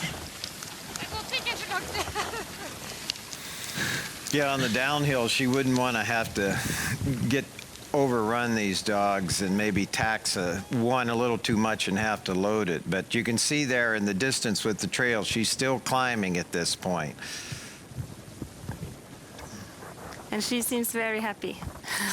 She's probably happy to get to the finish line. And hey, second place, it's still, they were saying 30 minutes here. 30 minutes is enough to win, but it's not enough to make a mistake. It's still, they're still close.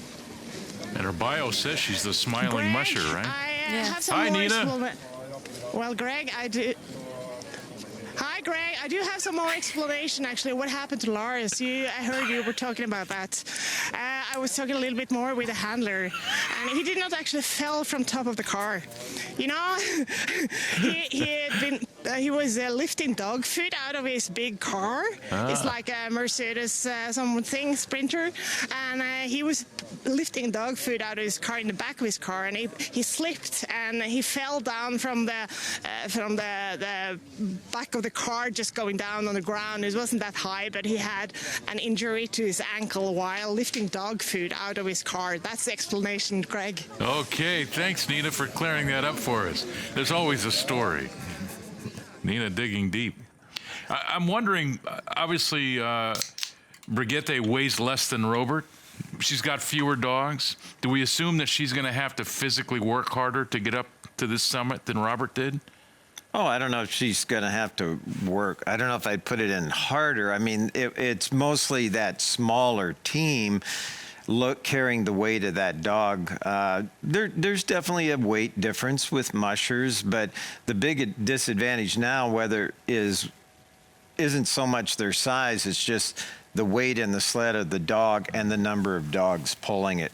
Now, if it was a much softer trail and other factors were in there, then, you know, that would have a bigger bearing. But this seems to have a pretty good surface for the dogs, and they're just a little bit slower. But again, 30 minutes separating them. I mean, that's enough to win, but that's not very far back after this many days. And a beautiful race by Brigitte. And now over to our reporter, Carrie-Ann. How's the atmosphere at the Röros now? The atmosphere is there's more and more people coming, and right here I'm standing with someone who is working very closely to Robert Sorley. Morten Bårstad, tell me, How are you working with Robert Sørli? We are one of his main sponsors on dog food, and we have that close partnership since 2005, more or less. Yes. So you've been working with him since he did the second Iditarod? Yeah, that's right. And now it seems like he's going to win again, and I'm really proud to work together with him. Yes, tell me, how is it to work with this guy like this? He's such a nice guy. He's got so much authority within the field of dog mushing. Yeah, all you hear about him is true, I think. He's very humble, first of all, and if we want him to be on a tour with us, with the customers and so on, he's always willing to share off of his experience, and I think he's a very positive ambassador for us. You know, dog mushing is an expensive sport. How important? We were talking about it on here in the broadcast here about some of the mushers, they don't have enough money to do what they'd like to do. What's your motivation to get in and spend money on this? I think they can see that our dog food have the right performance for dogs that really have to perform, and we don't mainly focus on the mushers, but more of the hunters, who also are a very big target group here for us in Norway. So that's more or less why we sponsor this sport. There has to be. You come to me and said that we have to get this right, because somebody was saying, how many times has he actually won the famine race? So what is the exact number that Sørli has won? So if he crossed the finish line today, this is the 13th. So really proud of him. And I know this team with dogs he has now. He has said to me that this is the best he has ever had. So he has, and they have been competing the whole winter, and have been number one in all the competition they have started with other mushers behind. But I think he has a great team right now. So Robert Sørli says he's got the best team he's ever had, and he's going into his 13th victory here at the Femundløpet race. Thank you so much, and enjoy the day, and may we say the victory. Something's not going to happen now. No, I don't think so. He has a lot of experience, so I don't think he will fail now. No. Thank you so much. Back to you, Maria, in the studio.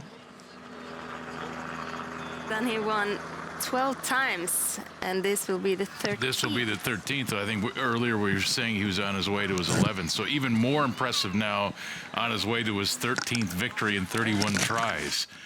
I mean, that's closing in on 50% of the race. Yeah, he's dominated this race for a while. Nice shot of him coming by, and you can see now we're definitely on the downhill run for sure. Coming down in, the vegetation's getting thicker, and any musher would be proud to end any race with a team looking like these guys do right now. And you can tell he's starting to get closer to Røros. We're seeing more homes, more summer homes, possibly more cabins, and just more sign of human existence. And so he's getting really, really close now to this finish line. And the energy there in Røros will begin to grow as Robert Sørli is heading towards another championship in this sled dog race. And Greg, you said you've never seen him in a racing environment where he's uncomfortable. I have. Yeah, I have. Oh, getting his tooth pulled, you mean? Well, no, he was fine with that out on the trail. It's at the banquets where there's lots of people, and at the starting line, that's where he doesn't feel comfortable. In these environments, he's fine, but... And talking to the spectators, a lot of them have said that they cheer for Robert. Yeah, he's got to be like we described him the other day as nobility. He's got to be like a king in Norway, right? The guy. Yes. He's always at Iditarod been great with fans. He's great one-on-one. He just doesn't like those big crowds where everything's focused on him. I mean, he doesn't need that ego boost. He's a dog guy. He's a dog man. Look at the speed of these guys right now. And when he went around that last corner, I noticed the sled kind of fishtailed and threw out snow. There's some power there. I mean, for ending a race, he's still moving along really nicely. And the gentleman that we just heard from there just called noticing him that humble. same thing there, Bruce. going around the corner. The sled's fishtailing around there. I see, but that tells me we got a pretty nice trail underneath there. And here again, because he's got this, thoroughly healthy team on the ground, he's able to take advantage of this fast trail, let them stretch out and run. This is the end of a 400-mile race, 650 kilometers. This dog team has been running for about 11 and a half hours straight here, and they're still looking like this. Wow, 11 and a half hours. That is a big run, and they really look great. So yeah, here you see him drifting around the corner there, and that is a really, really nice looking dog team. Nice trail, nice power. And again, 11 and a half hours into the run, the end of this multi-day race, and this is what these dogs can do. That's always what strikes me at the end of a long race is, holy cow, what is this that I'm driving? Every year it just amazes me that these dogs can do this stuff. And there's so much more fuel in the tank. This is not a team making it down the trail to the finish line. This is a team just conquering the trail. And this is so much fun as a musher to set these dogs up for that sort of a successful finish. And that's where you have just real pride in that team. And I would guess that's what Robert's feeling right now is not anticipation of another win, but pride in that dog team.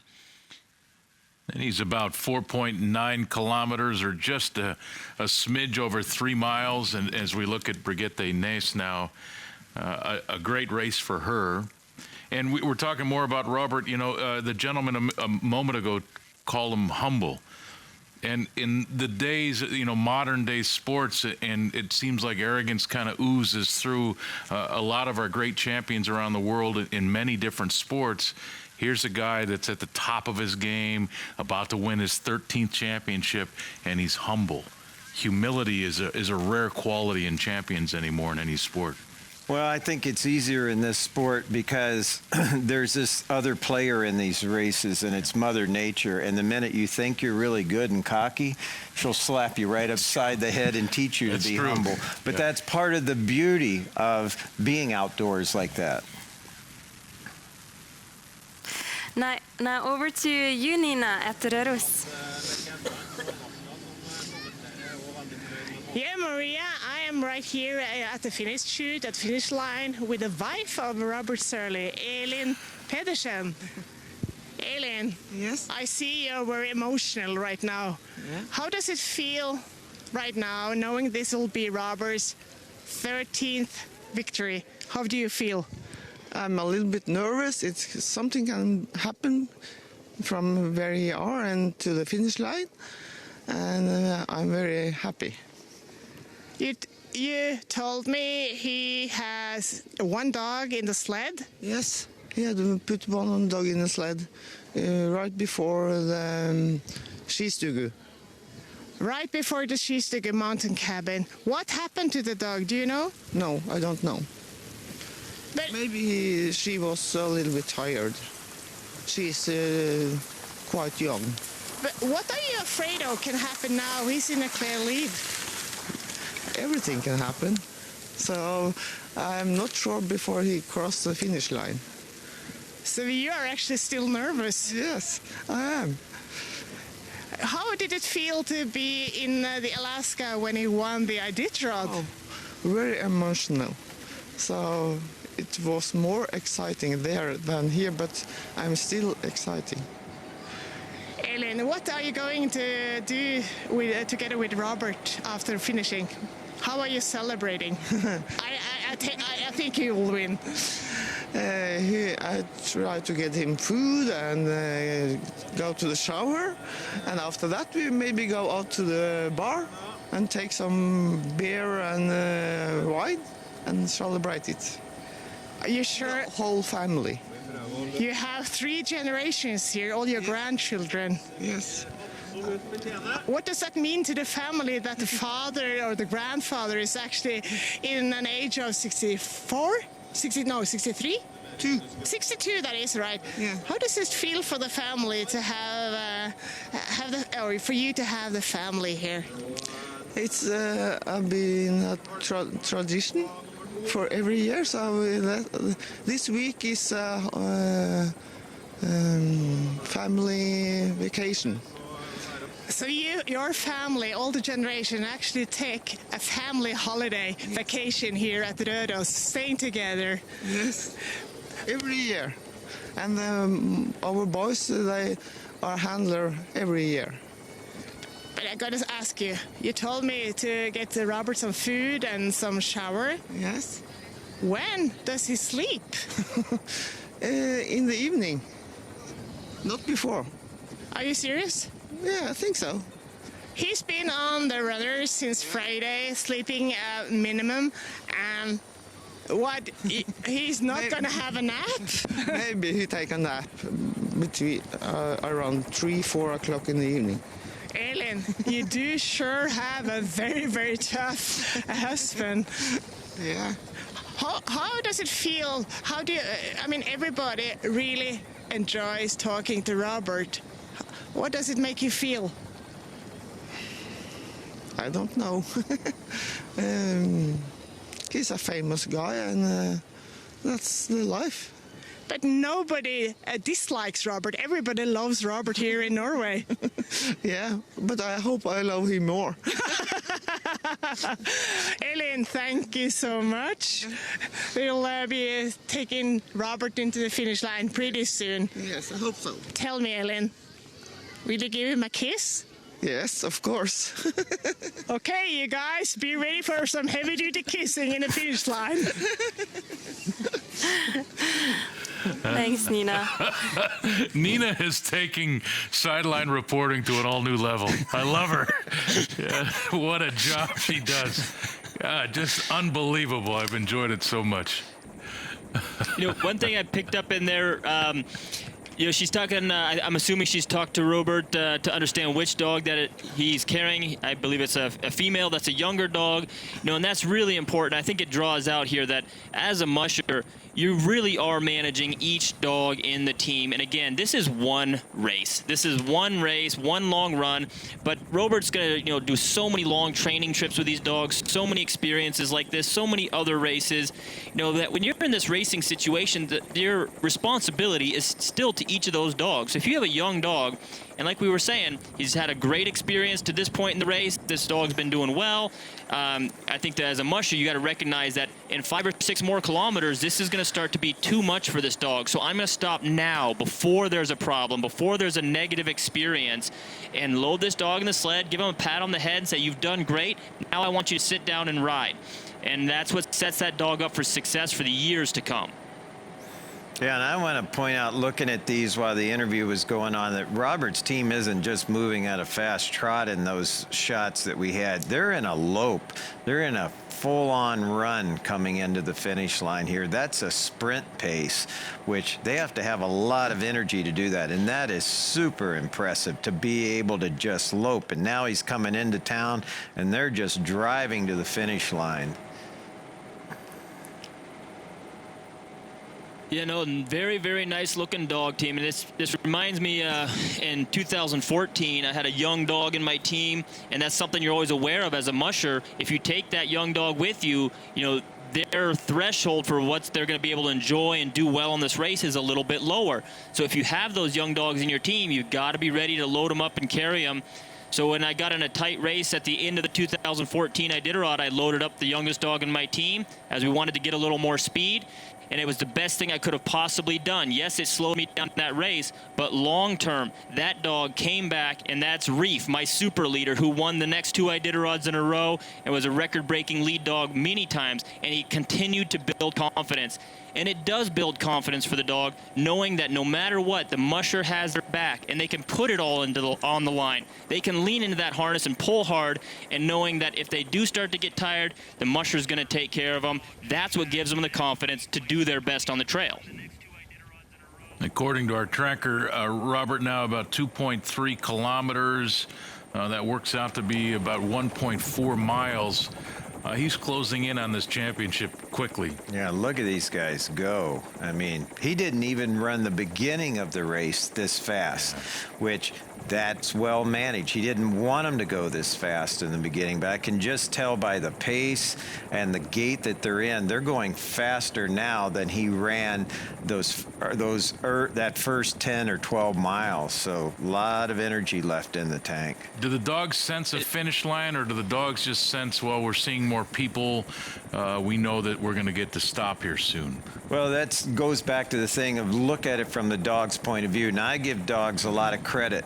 They've been on this trail, and they probably remember running it. And maybe some of these dogs remember it from other years. So in this particular case, I'd say they probably do know that they're going to where they were. But in the other sense, they're not. Dogs are just where they are. And like Dallas was talking about picking up a dog no matter where it's stressed, you have the aspect, they don't know Robert's not going to turn around and leave in 4 hours and go again. They're just running where they are right now at this point. But yes, they have a tremendous memory for trail and where they've been. No, we're just seeing in that last shot there, the heli had a great view of the dog team, and that is the town of Røros in the background. You can see the church there. We're getting a thumbs up from Robert. Things are going well. He's closing in on the finish line here. I think this is definitely Robert's at this point. Looking at the GPS, Ness is now 8.5 kilometers behind him.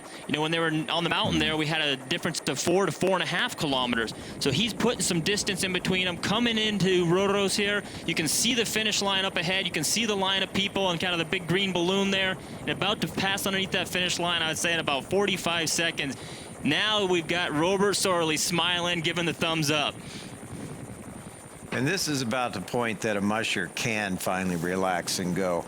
Nothing went wrong. We've definitely got this, and you really can relax into the moment a little bit, Greg, when you were asking about that before. And for the 13th time in his life, he's going to find this finish line first. And Robert waving to all those that are out there now to witness this finish. And you can see the big crowd now. He's just, 100 yards, 100 meters from the finish line. Yeah, I see the dog team coming in here, coming up the chute to the finish line. On his way in, you see the dogs looking around. They're wondering what the heck. They've been in the forest and out in the tundra there, and now we've got people.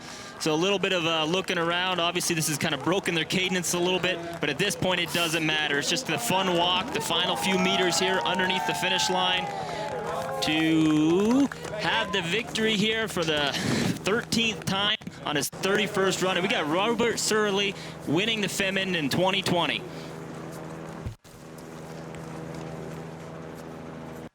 And there's his wife with the kiss that Nina was talking about.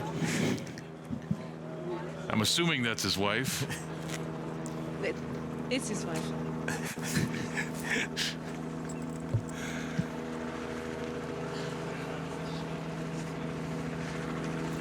So what happens now? He'll get his dogs over to the truck. I mean, do they get fed right away? Do they get laid down right away?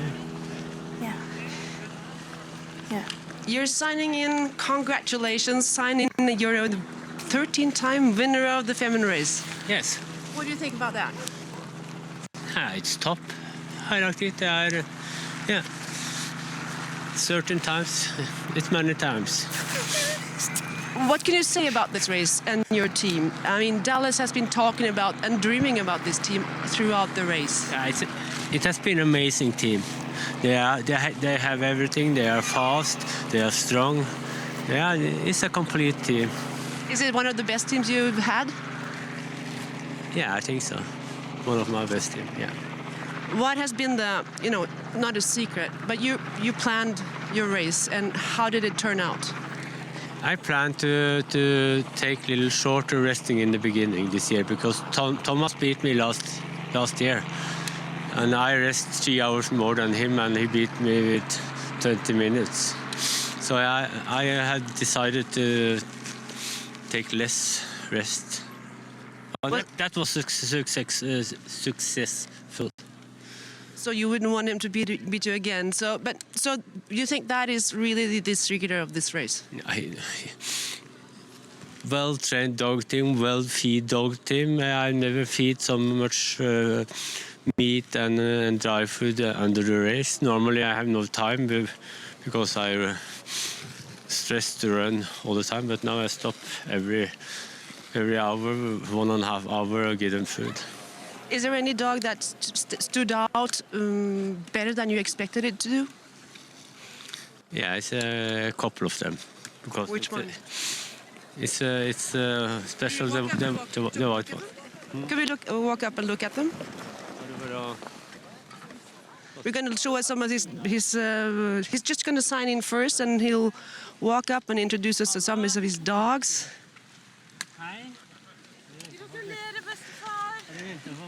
There's his grandchildren coming here.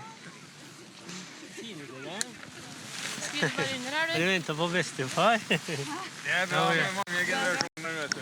Ja, det ser ikke ut som egne barn skal bli noe, så da får vi satse på barnebarna. I said that my own children, they didn't race. Maybe my grandchildren starting to race.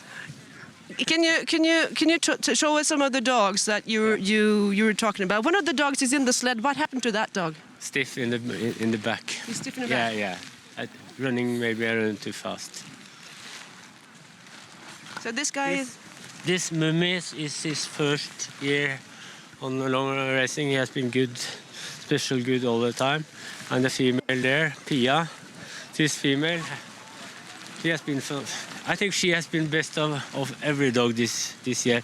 This is her first year with long distance. She has been on all the time. How old is she? Yeah. How old is she? Oh yeah, she is 3 years. 3 years. Yeah, she has been very good. She has been up all the time, eating every time, and you see she's not been skinny. There have been a lot of crossings during this race. We've seen you crossing other teams and so on. Yeah. There's one time going down to QRILLPAWS, you had to cross 2 teams in the steep. Yeah. How did you experience that one? This is a part of a race like this because it's so long distance and you cannot make races for tour and return, so it doesn't matter. Was it a good race for you? Of course it's been a good race. It has been a lot of weather this year, but today has been wonderful. You see the sun go up there over the mountain. It has been fantastic today. But yesterday it was a lot of weather in QRILLPAWS. What about Birgitte? She was chasing you all the time. Yeah, I think it should be no problem for me from QRILLPAWS. But when I had to take this dog in the basket, I think I get problem. But I think somebody will call me if she's starting to catch me up. Today everybody has a mobile phone, but nobody called me. But I was a little bit nervous that she should catch me up. She had a really good dog team. Could you tell us a little bit how it was for you going into the checkpoint? There was a lot of bad weather right there. How was it for you? Yeah, it was a lot of bad weather. Yeah, QRILLPAWS was special. It was special up in the mountain because it was windy, it was snowing, and it was difficult to find a trail. But on the checkpoint it was not so bad. That was okay. Let's talk a little bit about your lead dogs. Could you tell us a little bit about your lead dogs as well? No, tack. This is Smith. He's the most complete dog I have. This one? Yeah, he's the most complete dog I have. A complete lead dog, he understands you always. He understands you? He I think Dallas and all this can tell about that. It's not necessary to tell him what he should do because he knows you. So, and he had everything on this. He has not been tired. So he's a complete dog for everything. Leader, speed, eating, friendly. He has everything. He will be 6 years now. Smith, come on, Smith. Hi. Hi, Smith. All How are you, Smith? Er det bra? Ja, du har vært en flink gutt. Ja, det har du vært. Ja, du har vært en flink gutt. This is my best and complete dog, I think. Smith, come on. He went, hi Smith, how are you? And did you use him all the time, or how much time how many of these dogs did you change in the leading, up in the lead? He has gone all the time, but she has been from Orkelbogen, I think. I don't know if Dallas, can you hear us? And do you have any questions for Robert? Yeah, I'm listening here. I'm pretty impressed with that that Smith lead dog. I think we were all a little smitten with him when he was running through the storm yesterday, and seeing him here at the finish line. Dallas is very impressed by your lead dog. Yeah, thank you. Hi, Dallas. Yeah, he's a good lead dog. He's what I say is a complete dog for everything. Yeah. So now you're going back. What's up for you now, Robert? How are you going to celebrate this? Yeah, take a beer and take a shower and sleep, you know. I'm not 20 years anymore, so I will be 62 now in February. And, you know, in this race is for 3 days, you only sleep 2.5 hours. So this night was very difficult for me. I was so sleepy, so like this on the sled all the time. But it's not much sleeping 2.5 hours in 3 days and nights. It takes some experience to deal with that. Yeah. How do you deal with it? You had to do something all the time so you not fall off the sled. You know, you had to do all kicking and running, and yeah, you had to be. Yeah, that we had to do. What's up next? What's up next? No Finnmark race this year? No Finnmark this year. A friend in the place I live shall do the Finnmark race with 8 of the best dogs here. Well, what I can say is congratulations. You have a 30% winning statistics at the Femundløpet race. It's not bad, is it? No, that is not bad. I liked it. I like that. Yeah. Congratulations. Take some rest, get some food, and we're going to wait for Birgitte, who's coming in second. Yeah, I shall do that. Thank you so much, and go back to the studio in Oslo. Det var fælt om pappa må signere det her nå.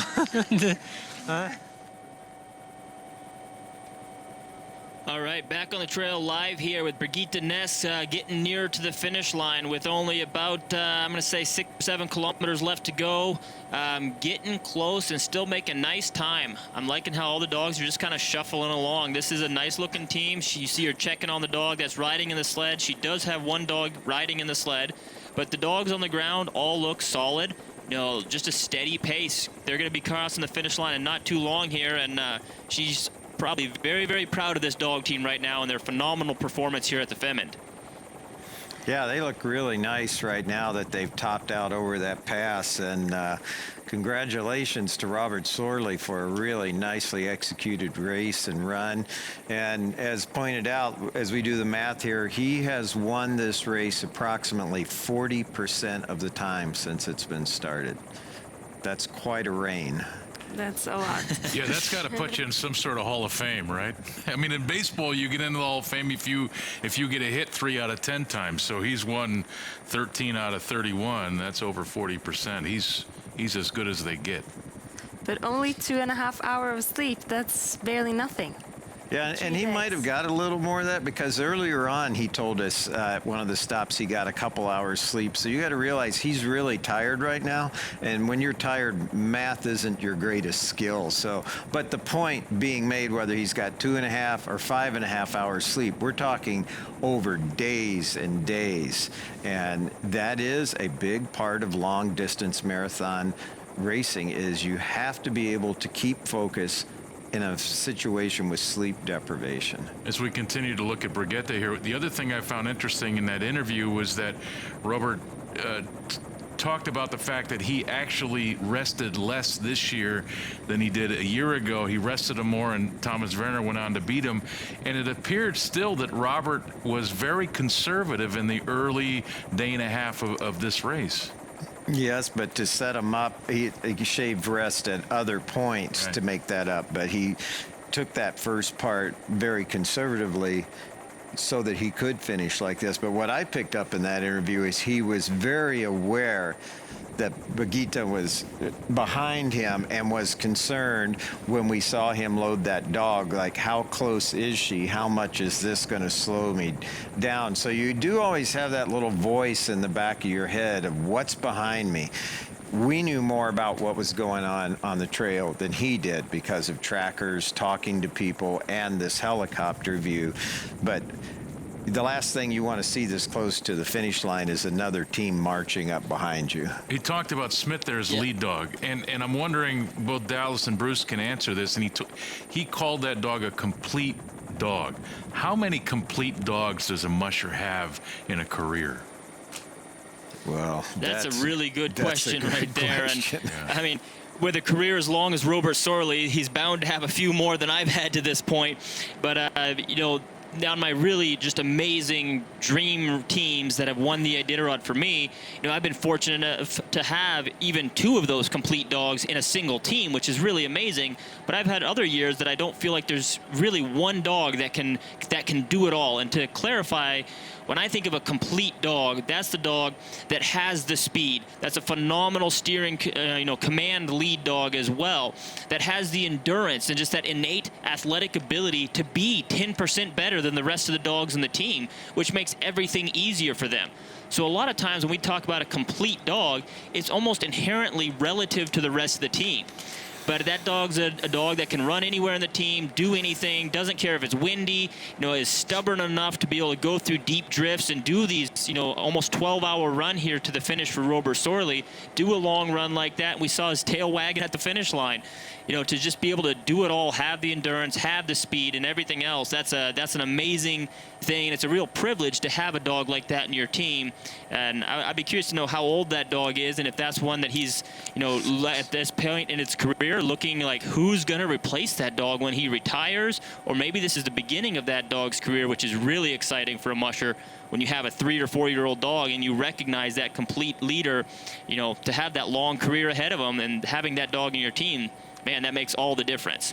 Yeah, and that dog is about 6 years old, Robert said, and that's very typical. A dog that has enough experience under its belt to have seen a lot of conditions and to have had time to build that kind of trust with the musher, and that's very typical. You're not going to expect that type of performance out of a 2-year-old in most cases, and which is a reason you would pick up a dog and give it a ride early in its career to just continue that bond of trust and confidence. And the other thing that I took out of that interview when he was describing a complete dog, he made reference to Smith always eats. Well, that's critical in any long-distance sled dog. They require so many calories, and mushers struggle continuously in races, race after race. It doesn't matter how many you're in. You'll get in those races where a couple key dogs or maybe your whole team isn't eating, and that's shows you how the dogs are feeling, how stressed they are, and without those calories they can't progress. And talk about something eating at your brain where you can't sleep and you can't rest. Your concern level goes way up. The needle gets way over in the red zone if your dogs aren't eating, and it's stressful for the musher. So a dog that eats well is very valued in any dog team. Another thing, that aspect of a complete dog, I think you almost have to have a career like Robert's, being at the age and experience he has, to say this is one of the most complete dogs I've ever had. And George Atla, one of the most famous mushers in the world from the community of Huslia in Alaska, where the basic bloodlines of these dogs came from originally, he often talked about that once-in-a-lifetime leader, and you have to have that kind of perspective. You might be lucky enough to get 2, but there are dogs that are exceptional athletes, as there are in any sport. Now, I don't know who's driving this or flying this helicopter and operating this camera in the helicopter that we've enjoyed over these days, but what a fantastic job by them. You have to understand, like, when this camera is on them, there's no reset. They just continue to fly and bring these images in focus and within the frame. I'm impressed by these pictures still to this day. that we're getting to enjoy. This is, of course, still Brigitte, her team moving great still.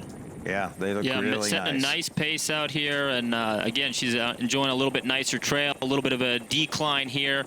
And these dogs, we're not seeing them hit those same high speeds that Robert did in the same section, but this is a really, really nice team, and they're stretching out nicely, all in a very comfortable trot, just kind of reaching down the trail. Got the wheel dog pacing back there, but everybody else is a nice, even trot. Really, really nice looking team. You know, behind her, we have Petter Carlson, and he's actually made up quite a bit of time over this last section of the race, or over the last about almost 80 miles now. So he's moving up there as well. So I think that's who we got here, I think. Yeah, this is Petter Carlson, and he's made up a fair amount of time. Also a really nice looking team. And it's just been fun watching these mushers, and he looks like he's pretty pleased with his team as well. But it's been fun watching them navigate this trail, managing these nice looking dog teams. And like you were saying, Greg, man, for us to get this view of them, you know, being able to get this much information, watching the teams move on uphills and downhills in that blizzard that we had yesterday evening in this race, you know, it's been really, really exciting to get to see that. Despite Robert saying at the finish line that he had, you know, took less rest, you got to remember he's talking relative to himself last year.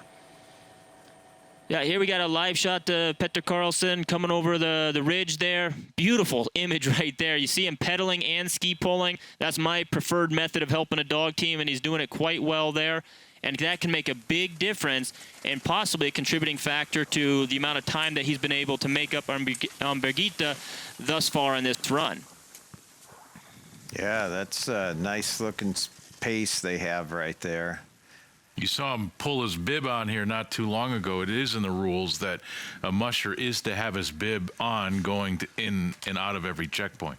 But he had just done that climb and probably took off some of his jackets to not get sweaty. You just never want to get your clothes damp, and even though you're heading to the finish line, you want to keep your body at a temperature where you're not sweating and getting your clothes wet, because you're still out in that environment even though you're close to the finish line.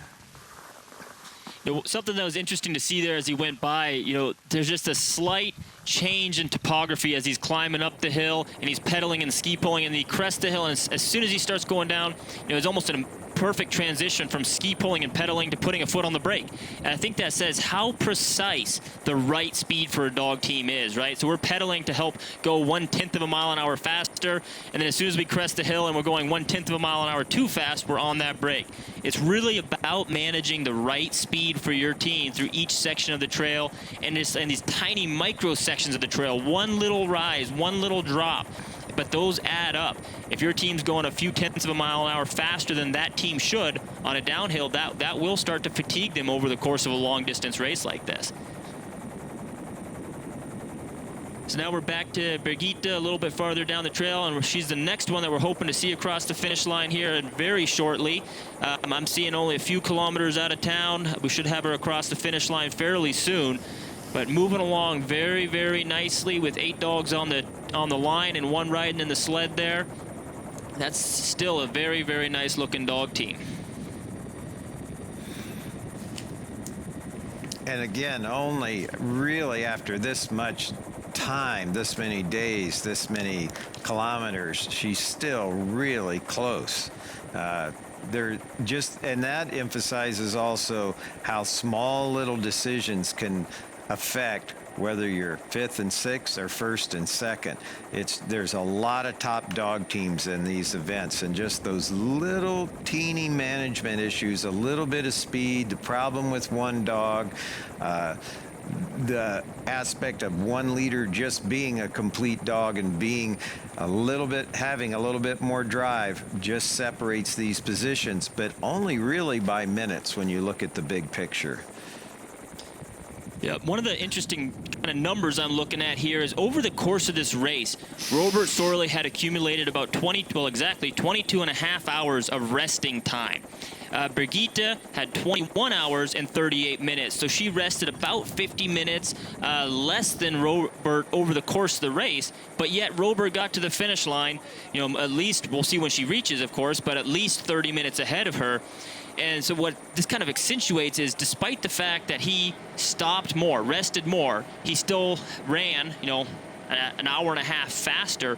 So when we see mushers talking about cutting rest to advance their position in the race, that's oftentimes a very short-term view. Yes, if you leave a checkpoint 30 minutes earlier than somebody else, you're going to have a 30-minute lead right now. But over the course of the race, that 30 minutes might cost you an hour or an hour and a half. But yet when we see Robert cross the finish line, last year he felt like he rested too much by taking almost 3 hours more rest than Thomas Warner did, and was, you know, came up 30 minutes short at the finish. So it's a really fine line.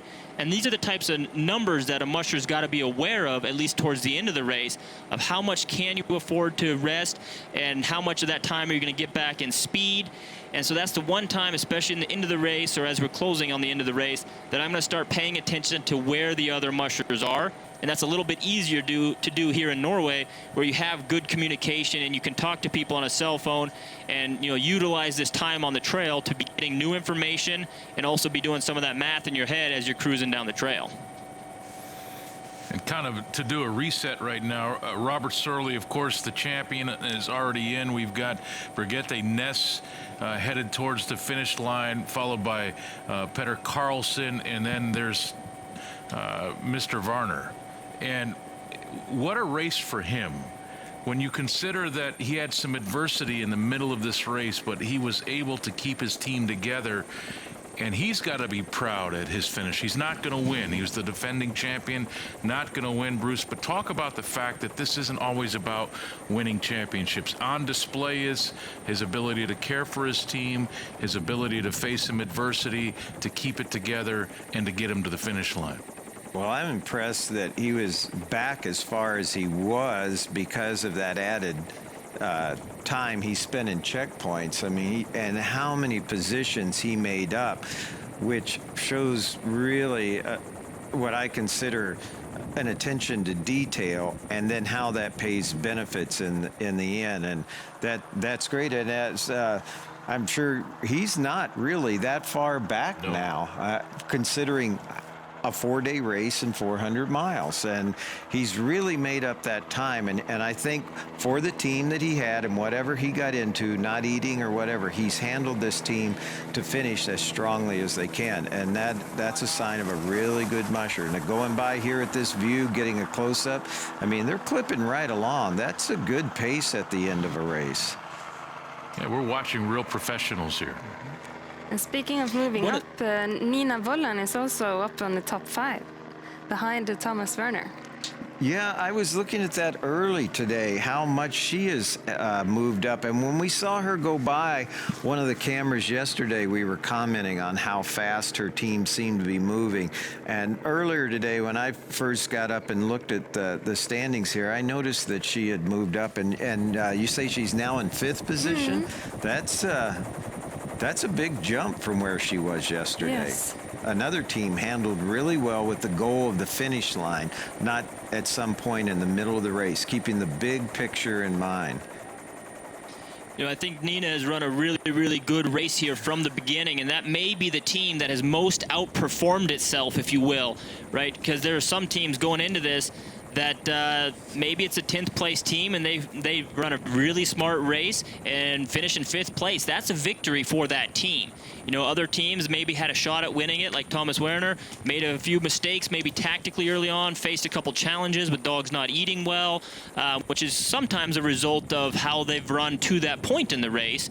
But then a really crucial aspect there is one of the main gauges that I would use to see how talented a musher is, how good they are, and how much they have educated and developed as a musher, is how quickly do they recognize a chink in their team's armor, and how quickly do they react to that.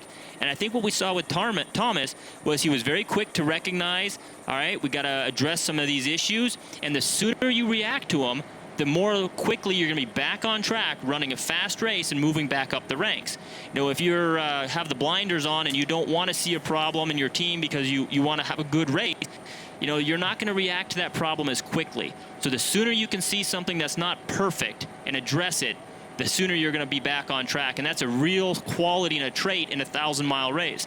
because despite us calling it the magic carpet ride when somebody wins a race, on a 1,000-mile race, there is ebbs and flows. Your team is going to have chinks in their armor here and there, and so it's a course of correcting and addressing those problems and making sure that you take the right amount of rest and the right amount of kind of precautions, maybe breaking up a couple runs, doing some much shorter of the runs to get your team back on track. That is an aspect of 1,000-mile racing. And as we wrap up the Femund here, the QRILLPAWS Arctic World Series continues with the Volga race, and then finally the Iditarod, which is a 1,000-mile race, which Thomas will be racing in. Yeah, the last thing you want to do is have your team crash, or as they say here in Norway, park. And that parking is a sign that you missed something. And a lot of people look at a number of mushers that have consistent top finishes. And that doesn't mean win the race, but just in that top 10, 15, year after year after year. And it is because they can recognize those little indicators that show how a dog team should be handled. Should they rest more? Should they consume more calories? Should I back off a little bit? And then that allows them to consistently stay at the front, even if they don't win, to be in the fight. And because the last thing you want to do is break that bond of trust with these dogs and have them park. And you guys should talk a little bit about trust, right? It's the key in the relationship, and the relationship is what allows you to have a good race and to get to the finish line first. These are all tremendous athletes, but if there isn't trust, it will never work. Well, the trust comes in under periods of intense competition and trail stresses, and the examples of that in this race are the dogs working through that storm over that mountain yesterday, blown in trail, wind in their face. That takes trust. That takes a bond, because those dogs might just say, I'm sitting here and waiting till this is over. And the other is completing this race and a physical stress of an 11-hour run to the finish line. They're trusting that the musher knows what they're doing, because the dogs are only taking one step at a time. They don't know if they're going, is he going to do this for 40 hours or 11 hours? So that is that trust, again, of taking care of each other. So you have the environmental stresses, and then you have the competition stresses. But the dogs are in that moment, and it's that bond with the sled, with the musher and the sled dogs, particularly with those leaders, that we can do this. And I told the story yesterday of when they're very young, as a puppy, 7 weeks old, stepping over a log, which to them is a big thing, an obstacle, and stepping on the other side and setting down and calling them, and they're whining, and I can't get over this, you're away from me. But then they do, and that's setting up this trust, this bond earlier, because as soon as they figure out how to get around it or over it, you challenged them, but you took care of them, and then you reward them, and they're jumping all over you and feel like I accomplished something. I got over this object and got over where you are. And that bond is one of the really fun things about getting to work with sled dogs. Whether you're a recreational musher, whether you just live out in the bush somewhere and that's how you go to town, or if you're competing like this. No, that is absolutely a very, very critical element. It's always something that amazes me, watching these teams being able to do what they do here. We've said it many times throughout this this coverage of the race, but you've got to look at it from the dog's point of view. At the end of a 650-kilometer race, Robert Sorley's dogs and now Birgitte's dogs here on the trail for 11.5+ hours. And the dog doesn't know, are we going to reach the checkpoint and take a 4-hour break and be back out on the trail again? Is the checkpoint another 11 hours from here, or is it just around the next corner? All they have is trust. All they have is knowing that that musher's taking care of them. And we see it, very pronounced in those storms like you were talking about, Bruce. That's a really, a focused point of it, but it happens every step of the trail and in very small ways. If this team that we're looking at right now was concerned that they might be on the trail for another 10 hours, you're going to see them kick that pace back, right? They're going to adjust their pace so that this is something they feel comfortable doing for a very long time.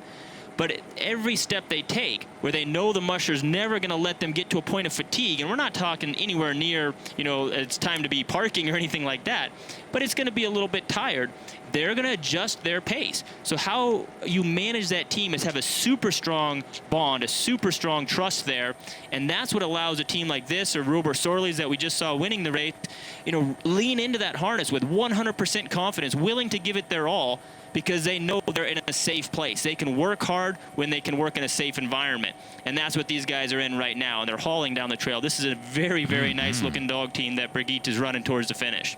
Yeah, picking up speed, getting they're sensing probably that they're coming into a checkpoint. Maybe even that they know this is where they started from, but putting out that little bit of extra energy and great images that people can see here. Not just a quick glimpse going by a cameraman, but continuous running that really gives you a sense of how powerful these sled dogs are. And again, dogs just in unison. I mean, those feet are almost all hitting the ground at the very same second and working together. I see that in 2017 she came in behind Peter Carlson, and now she is ahead of him. All right. Yeah, so a little bit of a race within the race and improvement there in her finish. She's also competed many times in the Femund race. Yeah, she's very accomplished. She's no stranger to the mushing circles here in Norway. No.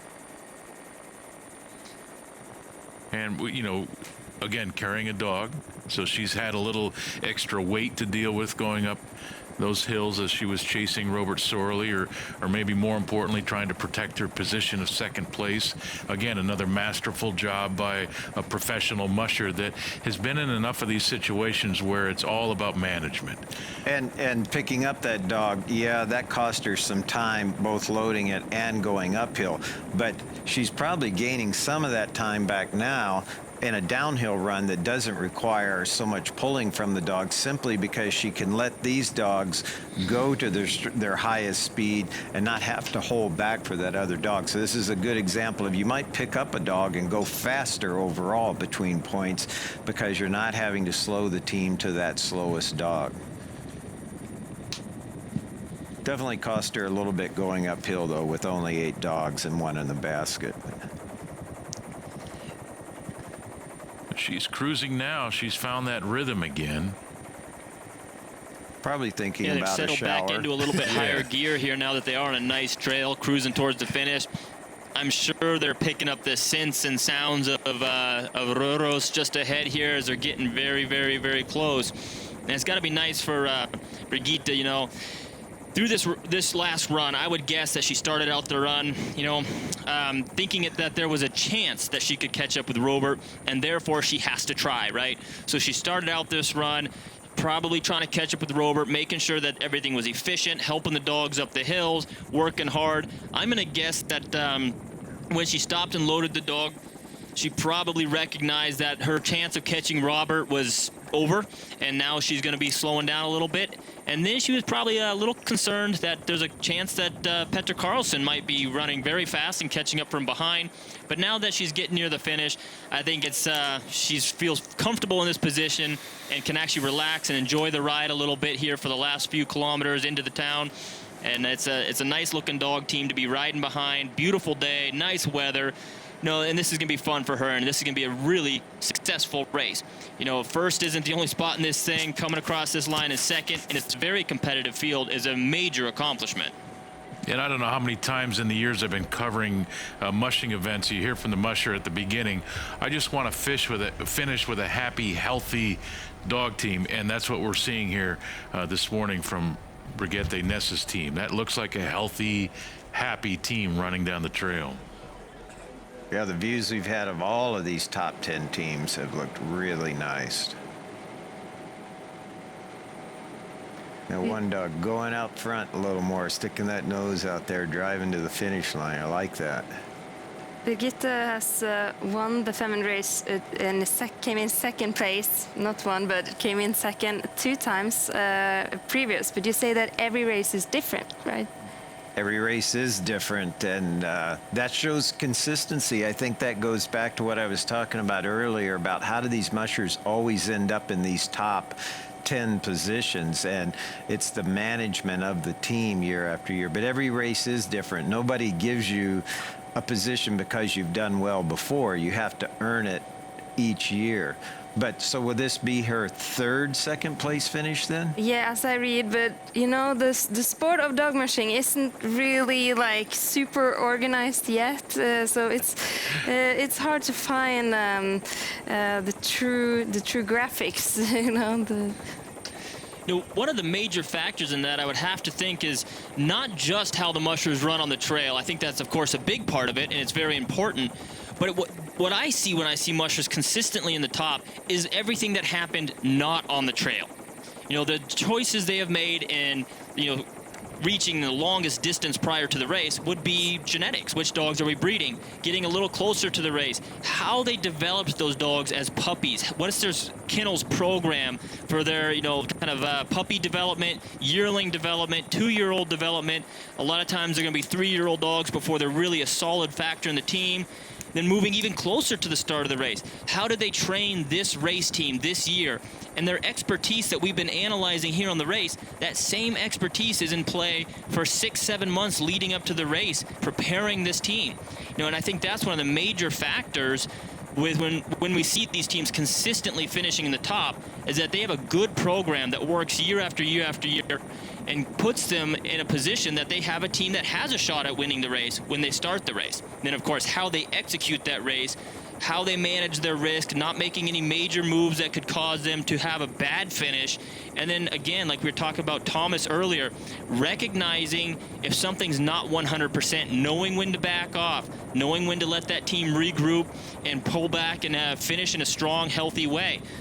So I think all those factors of being a good musher play out to them coming in the top here. But, of course, I think their lead up to the race is every bit as important, if not more important, to consistently finishing in the top of these races, more important than actually how they run the race sometimes. I agree totally. Martin Boozer once told a group of people when I was standing there that we're all excited about a race, saying it's not about the race, it's the other 50 weeks of the year, which of course an Iditarod pushes into that second week of running. And he said that just emphasized that it's those other 50 weeks of doing things right. The race is actually the testing ground, the laboratory of how are those other times, how's the whole year going, how's your whole program.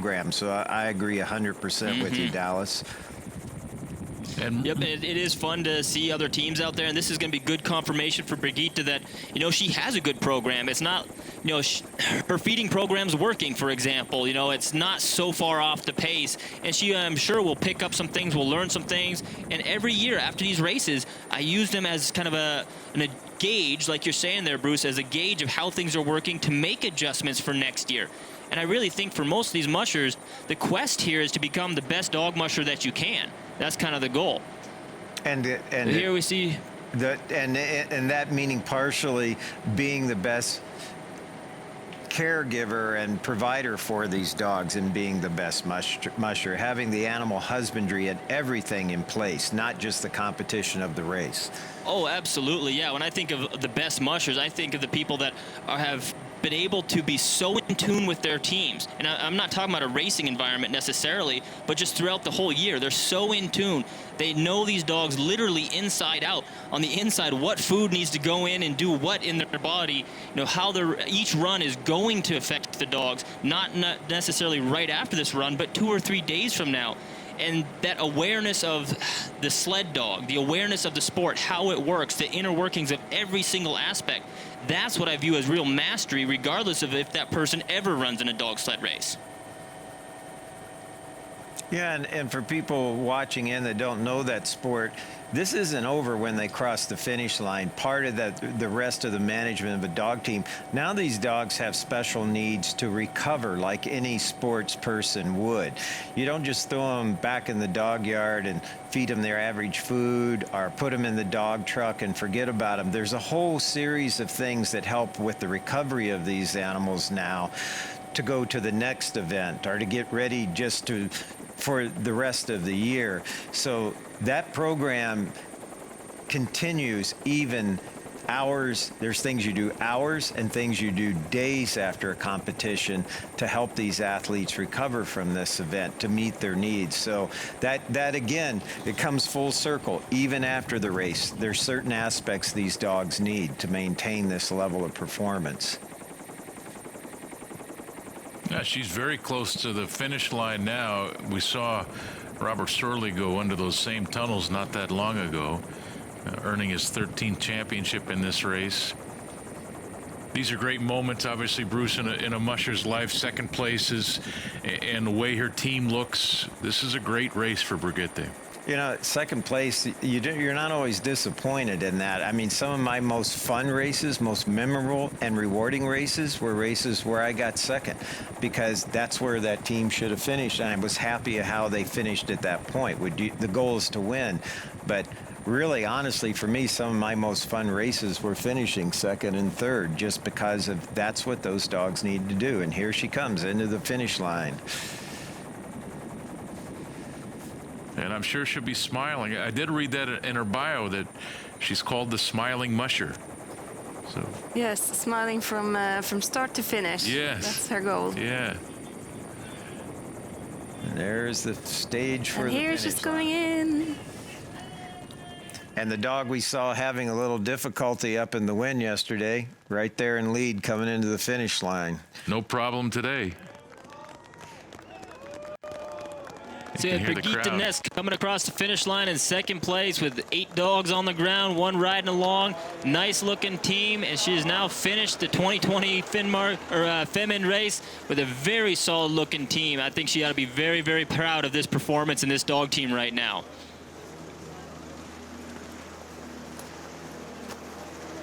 Congratulations with the second place. Is it the first place after Robert Shirley? Would we say that? No. Well, I'm very satisfied actually. It's good to be here. 3 times second place in the Femund race. Yeah, I'm in the second every time. So yeah, but I'm very satisfied with the dogs, and yeah, it's good to come here. And I have been using dog booties for toilet paper on the trail, and so now it's okay to be here. And this guy sitting in the sled, are you taking him out? Yes. What happened to him? Well, he was in a steep... Yeah. Hi, Zlatan. Lille vän. Oh, come on. What's his name? Zlatan, huh? Zlatan, yeah. What's the story behind that? All his little maid is named from football stars. With Chris and my son, they are into football too. So I heard about Zlatan, but not Pirlo and the other ones. Why is he in the sled? Well, he got a little sore here in the chest, in a steep downhill. Suddenly he just trotted a little wrong, I guess. He's tired. He's tired. But you're tired as well. Yeah. Go through the how. Give us tell us about your team. How do you see this race? It's a new team in a way, because it's a lot of younger dogs coming into. I retired some old ones last year, so it was exciting to race them, and I think they did really great. Zlatan he's only 2 years old, and he did a really, really good job good for the future. Show us some of the other guys you have here, and talk us through it. Yeah. Har de fått snackris? Kom lille venn. He just want to come out. He can just... Skal du være med? Skal du bli med?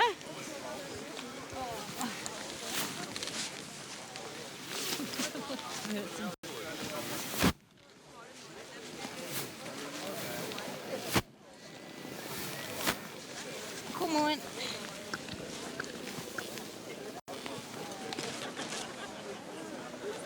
There you go. So many people here. So tell us a little bit about your dogs and how do you see them? Here's Grøten. He's 3 years old. He's a very strong, very hardworking man. Jeg setter han der. And he can go all positions in the team. There's a lot on too. Your dogs during the race, did they eat well? Yes. Well, when it was raining, they were not eating that well. But when it gets colder, they eat very well. So. And a special dog that did a great job? All of them did a good job, but any special dog that you would point out? No, all are kind of special. And here is Mikke. He's also 3 years old. Hi, hi. Tell us the 2 lead dogs you have. He's one of the leaders set.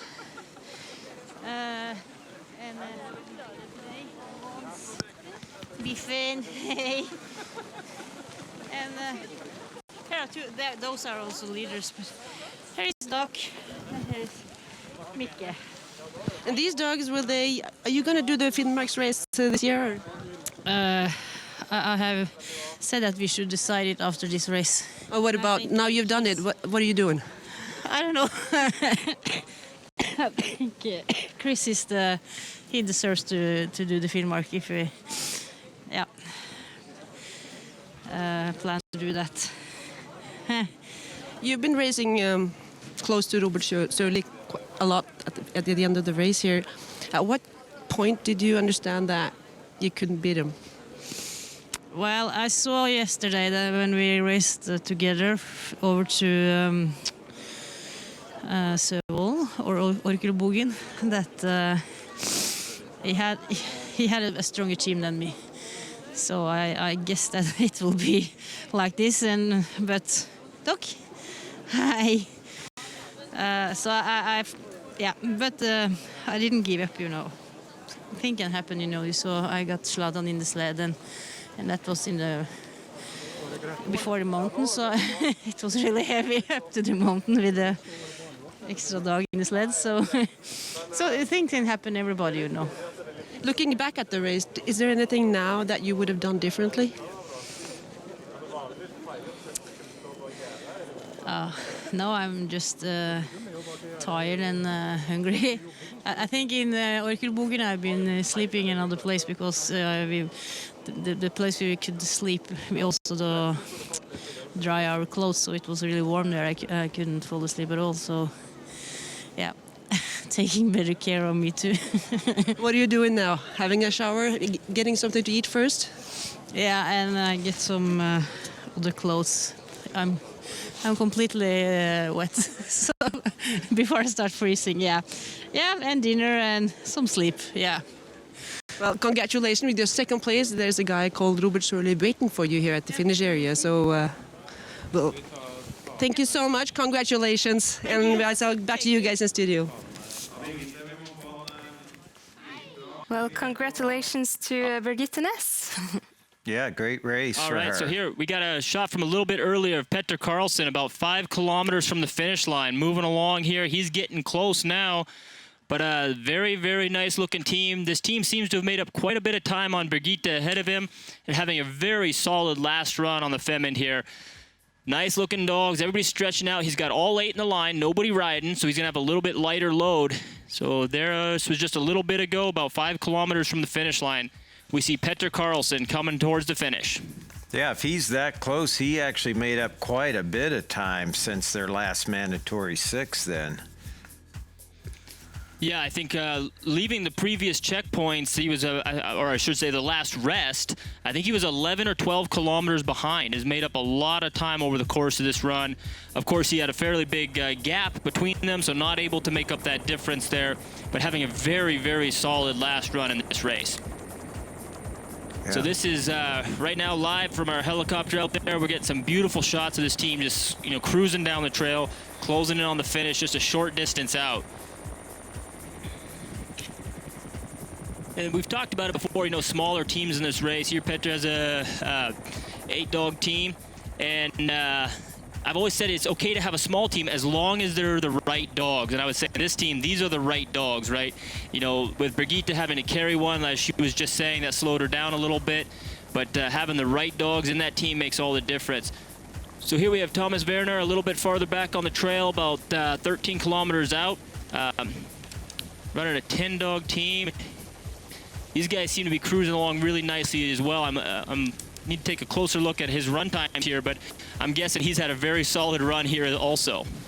Yeah, and Thomas working hard going up this hill, trying to see if he can close the gap in. Maybe he knows with the communications available here in Norway that he's close, or maybe he doesn't. But working with that team, and of course preparing him for his future race of the Iditarod. So climbing this pass, and they look really good, moving out nicely. He's made up a lot of time from where he was yesterday. Yes, he has. No, I mean, he was, yesterday he made a big advancement going from 8th to 4th place late yesterday afternoon. Now today he's closed the gap a little bit more with just a nice brisk pace, having taken a little bit of extra rest in the middle of the race. Or let me correct that. He was setting a very brisk pace, and then he recognized that that's not something his team's going to be able to sustain and look really nice all the way to the finish. So doing the right thing, he backed off a little bit, gave them some rest, gave them some rest back that they had maybe taken less earlier on. And right away, you see the dog team bounce back, a little bit extra rest, get a few good meals into them, and you get back into that positive cycle of having a really good, solid run, and then having dogs eat their food as soon as they arrive at the checkpoint, have a really productive rest, and get back on the trail for another nice run. Now here we're back up the trail to Petter Carlson, only a few kilometers out of the finish line. And I would say he's got an 8-dog team, but they are the right 8. They're moving along really nicely, evenly. I'm seeing some of these dogs, there's hardly any movement in the body, and the legs are just gracefully kind of reaching out and, you know, grabbing hold of that trail and just cruising down the trail. I love that gait in these dogs right here, that nice long trot. They're looking really solid. Yeah, that is, again, with 1,000-mile eyes, that's what you want to see. Greg, you've covered a whole lot of races before and know a lot of mushers and the programs that they have. Is there anything you've seen different here that strikes you in Norway about these races versus the races you've covered throughout Alaska? You know, honestly, they all seem very, very similar to me. What I'm enjoying over these days is being able to watch a dog team in movement for literally miles at a time. You know, we've been covering these races for so many years now, and oftentimes it's a static camera on the ground, and you get a shot of the dogs running by, so you see glimpses of what they look like throughout the trail. But when you see them for this long with these helicopter shots, and you can watch the ebbs and flows, you can see a dog team go, you know, over a little hill, maybe down in a little gully, and come out, and you see the different range and speed in which they move over time. And I think you get a better sense of what it is to go all of these hundreds of miles throughout the trail. And as you know, Dallas was talking about it a minute ago, as a musher kind of lives life almost as a millisecond at a time as they sit on the back of these sleds and watch these dogs run down the trail. But Bruce, it seems very, very similar to me. I don't see any major differences, and what I'm seeing too at the end of this race are dog teams that have been, you know, just highly managed well. As you look at them just running in unison down the trail, even in my less trained eye, I can pick that up. These are really professional teams in this race. You notice anything different? No. Is that a trick question? No, it wasn't a trick question, but you've just observed so many races and how they're handled. I mean, the biggest difference for me is, though they're out in nature, there are more communities. It's more settled landscape than being out. There's more stimulus for sure, right? For the dogs to deal with along the trail.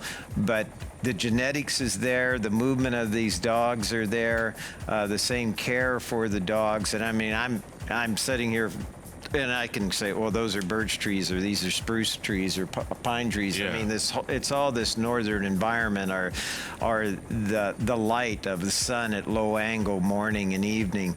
It's all very, very familiar. But no, I was just wondering on your perspective as how things are handled, and the organization, of course, is one aspect. In any race, it takes a lot, but I don't see any huge striking distance. It's kind of a shared community. Well, Now, and then when you listen to Robert Sorley talk about what a great lead dog is, right?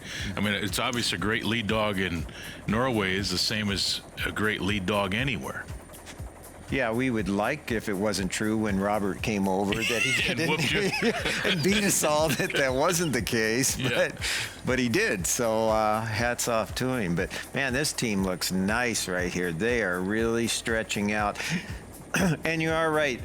This is maybe the first time that casual fans of sled dog racing that have never been on the runner tails have been able to get these long extended shots, aerial views of dog teams moving. Like you said, they've been glimpses before. Yeah. And I think people can begin to get the feel of what unique athletic animals these are and why they can run 1,000 miles gracefully, and begin to see the subtle differences of what's a smooth, well-matched bunch of dogs.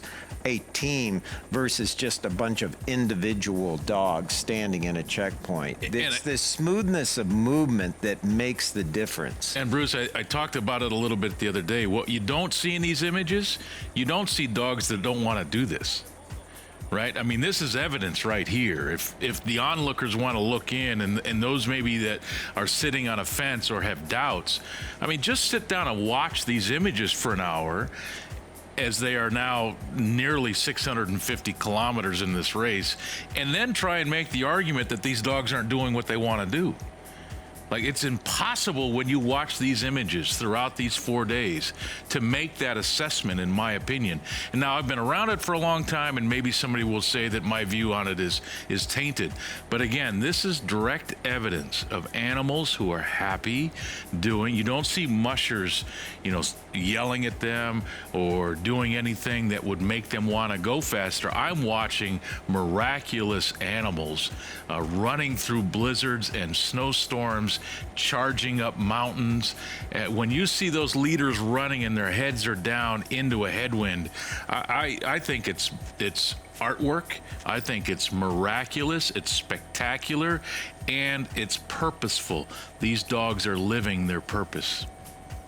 Well, as I said earlier, really I think it good would be point in there. It would be sad to not have them run these races. That would be the sad thing, which is why these races were established in the beginning, all of them, to save the sled dog, to save these bloodlines, and we're seeing that come together, and that these dogs have improved. Nutrition is improved. Sports medicine for dogs is improved.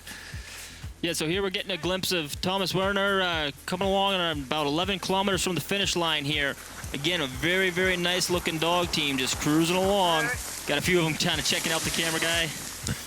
Yeah, Thomas saying hi. He seems to be pretty pleased with the performance here. But a nice looking gang of dogs. I mean, these guys have all kicked it up into another gear, kind of catching that lope there, and they all look very comfortable doing it. I think Thomas is going to be very excited to bring this dog team, across the Atlantic and be joining us in the Iditarod race this year. I think that he's going to be very excited to run this team there. And Thomas, one of those guys, always happy himself. He's a great guy to have out on the trail. I mean, anything can be happening to him, and you'll catch up to him, and again, that big smile will erupt out of his face, and just happy to see you and talk to you. A great personality on these trails. And think about how close these teams are. Even though Robert has won, they're all coming into the finish line. We're just talking minutes here, really. I mean, so many great athletic dogs finishing so close. Yeah, and Peter Carlsen, he has actually won both the Finnmark's race in Northern Norway and the Femundløpet race. He has won it in 2017. That means he's a stud. Yes, nice. And a really great role model for Swedish mushers. Yeah. Right, I noticed that before. This is our highest finish so far by a non-Norwegian. Yes. Is there competition between you guys? Yes, it's a big competition between Norwegians and Swedish.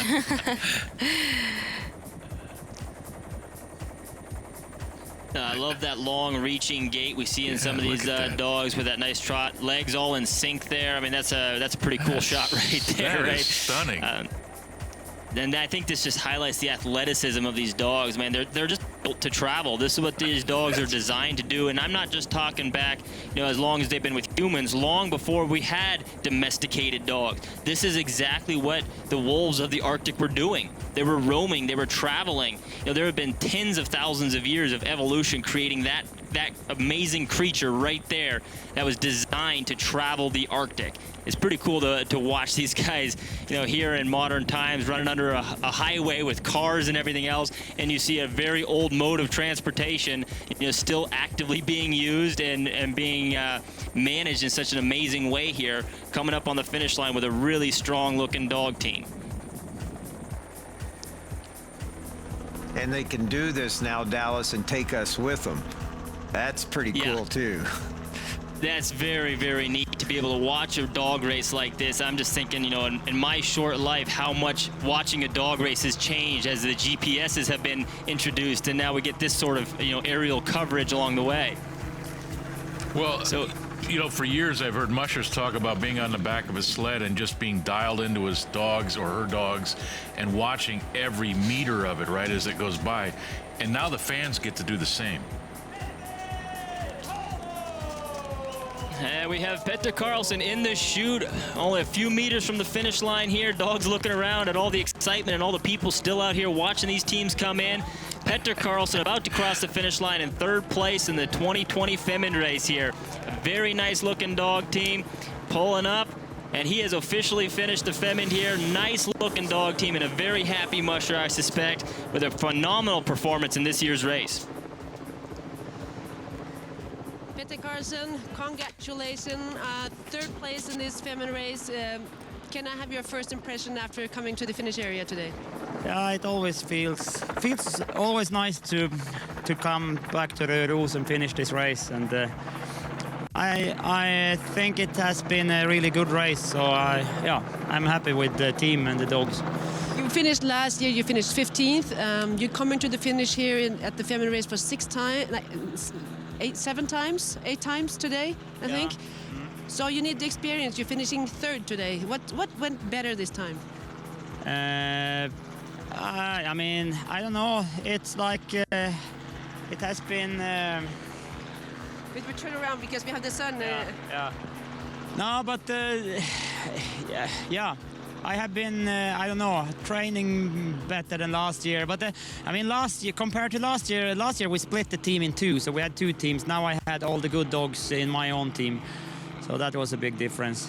Tell us a little bit about this team you have here.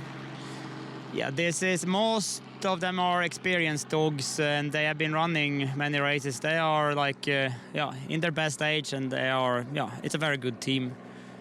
Could you show us some of your best dogs here? Who's been working hard, all of them? I will give them some food at the same time. What are you giving them now? It's some snacks, some things that they like. It's here we have Svartis, and he has been running some races before, and this is Lynx here. This is his first race. So these guys has been performing as you expected them, or they're better than you hoped for? It's about like I expected. Yeah. And here we have Hog, and this is Tacos. They are a little bit confused with all the... with the microphone. They're not used to the journalists. Oh, they will get food later at the dog truck also. But no, they... They have been running really smooth and easy, and I've been trying to save some energy because I will run Femundløpet in a month from now. So that's what I'm thinking of too. What did this Femund race then give you as information going to looking into the Femund race? Yeah, it gives me the information that the training I have done the training in the right way. This is what I wanted to see. So I think it feels good now. Before Femundløpet. Anything you could have done differently, thinking back at it, back on your race here now? Maybe I could have been going even slower I mean, I had to drop 4 dogs because of different things. But What happened? Maybe there was some holes in the trail. Sometimes there's holes in the trail and things, so they can hurt their muscles and like that. So, yeah. All in all, you're very happy with your team. Yeah. Well, congratulations. And what do you think about the guy like Robert Shirley winning it again? Yeah, he's really good. I mean, he's amazing. He's always in the top. Yeah. So he's good. Thank you, but you're the best Swede today. Yeah, thank you. Back to you guys in the studio. No, thank you. The best Swede today. Yeah, so they're happy over there, seeing their guy do well. And he was complimenting Robert, right? I mean, what else could you say? He's very good. Never have there been more true words spoken. He's very good. 13 championships out of 31 tries. It's pretty good. And Petter Carlsen is also charging for the Finnmark race. That will also probably explain a little bit. Yeah. And Bruce, obviously, he'll use a lot of these same dogs. And so that race is run in the month of March. What about recovery with those? Will he train them? Will he put more miles on them between now and the month of March? Or is it a resting time? How do you handle that? Well, you don't want to push them so much that they overachieve. You want them to kind of peak during the race. So this race was, and for Thomas Werner, too, preparing for Iditarod, a major training run, not only a race. So you can't keep them at this level of performance forever. I think we have Thomas here in this view. And what they'll need now, typically, you'll give the dogs a few days of rest, and then you'll take them out, you'll walk them a lot to get that lactic acid out of their system, because they're going to be sleepy just like the mushers. But you want to get them up periodically, get them to stretch out, give the musher and the handlers time to observe them, see if you see any nicks and dings in the armor, so to speak. And then nutrition, get them the food they need to rebuild the muscles, a lot of protein. Thomas's team here moving really nicely, starting downhill, him still working. It's one of my favorite things. Look at the shadows. You see the musher's shadow and then all the dogs extending out as the sun hitting them and coming up over the summit there, and Thomas working hard still. Yeah, and you could go, well, he doesn't have to. Nobody's close behind him. But again, I said we don't know what kind of communication he has. But he's still, you might catch somebody in the last mile before a checkpoint. It's happened before. We've seen it in Iditarod, you know, after all these miles. But regardless, he's contributing to the team's effort. And even though he's coming close to the finish line. Again, love those shadows. But, you know, the key is, for all of these teams is to get there as fast as you can, right? And so right now, Thomas helping his team out, which will allow him to get to that finish line, whether it's in first, second, third, fourth, or 20th, as fast as it's able to get there. So then, you know, to continue with after a race, then you'll take dogs out for little short runs, very short runs, just for the musher to get a look at them and see how they're recovering, see their movement. Are they still smooth, or did they pull some little muscle that didn't show up in the race? But just to get them to stretch out again and then slowly build up the runs. But these other races are so close now. We have a couple big races going on in Alaska and Norway here in really just weeks at this point. So they'll get a lot of rest and light exercise. You're not going to really have those big pushing training runs. Those are done for the year, but you will sort through all of your dogs in your kennel, the ones that you want to put in your final team for your big event, and get a really good look at them, maybe do one more really big run and just be sure they're ready for it. And again, what these images allow us to see is kind of get a feel for how big that country is and the size of the opening that Thomas is now in. I can imagine he's lucky today. There isn't much wind going across there, but that looks like an area that could get pretty rough at times. And now we'll go over to Røros to Karian. Thank you, Maria. I'm standing here at the finish area together with Robert Shirley, and I've taken Dallas CV out of the booth. He's getting some fresh air now. Robert, next to you, of course, congratulations once again. Dallas has been talking about you and your dogs for the past 3 days now. I think so. Yeah. I know we had. Dallas, you've been watching this. It's a beautiful team we see here. There's a real... Tell us, again, what do you think about these dogs? Sure, yeah. I mean, this whole race, we'd be watching one team or another team and thinking that it was just a fantastic dog team, and then we would see Robert Sorley's dog team.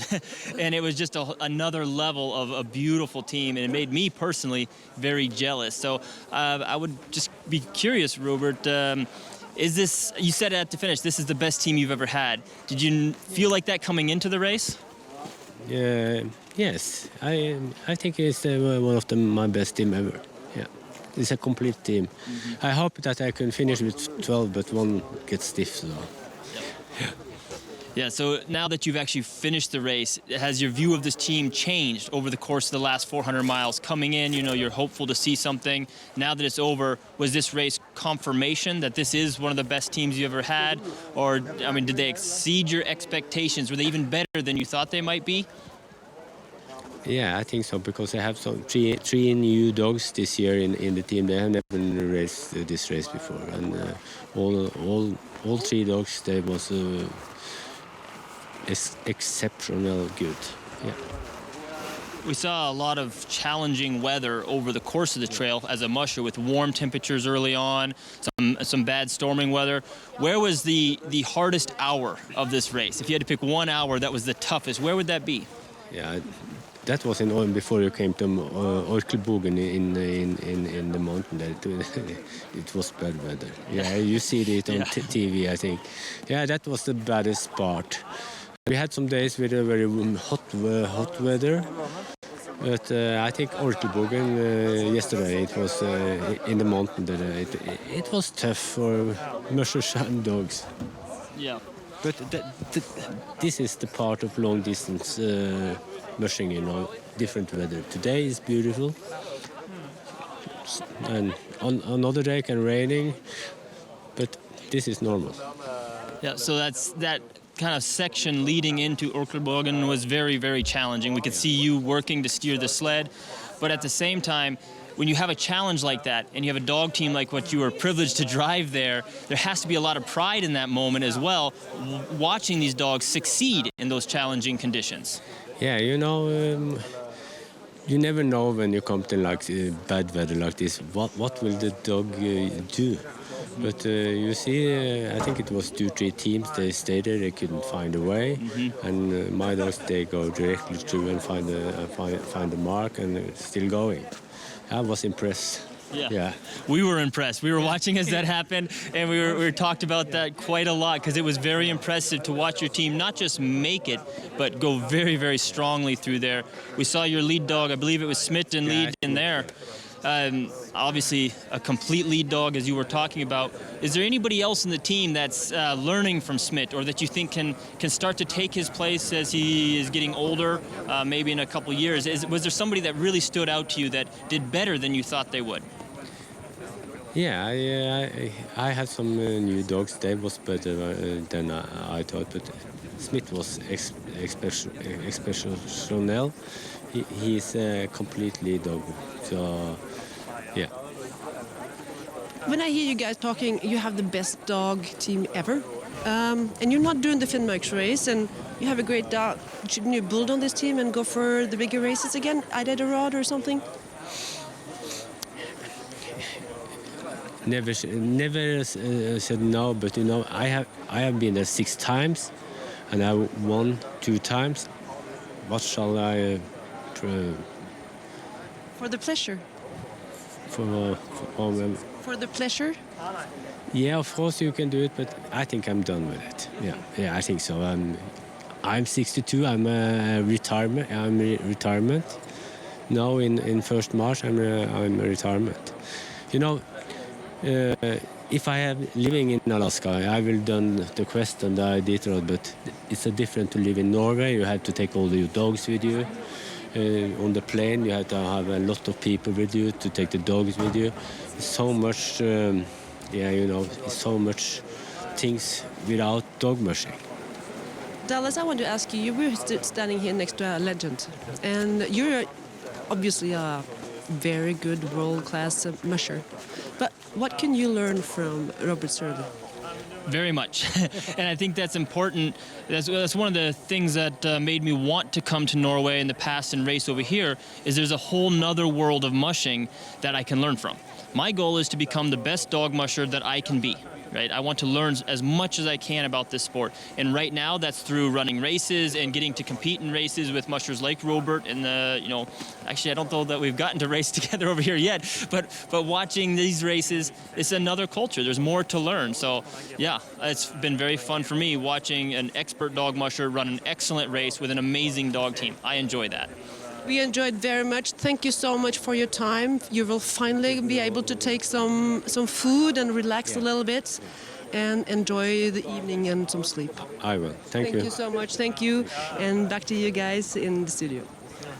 Thank you, Carrie Ann. And just to follow up a little bit, the question asked to Robert, will you ever run the Iditarod again? What I would have followed that up with is, so you're saying there's a chance? Well, what I hear is him saying no, which means yes, because I've been through this like 3 or 4 times with him in different races. So he has just now confirmed to me he'll race again. But we're looking down at Thomas Warner here, and that team is smoking down the trail.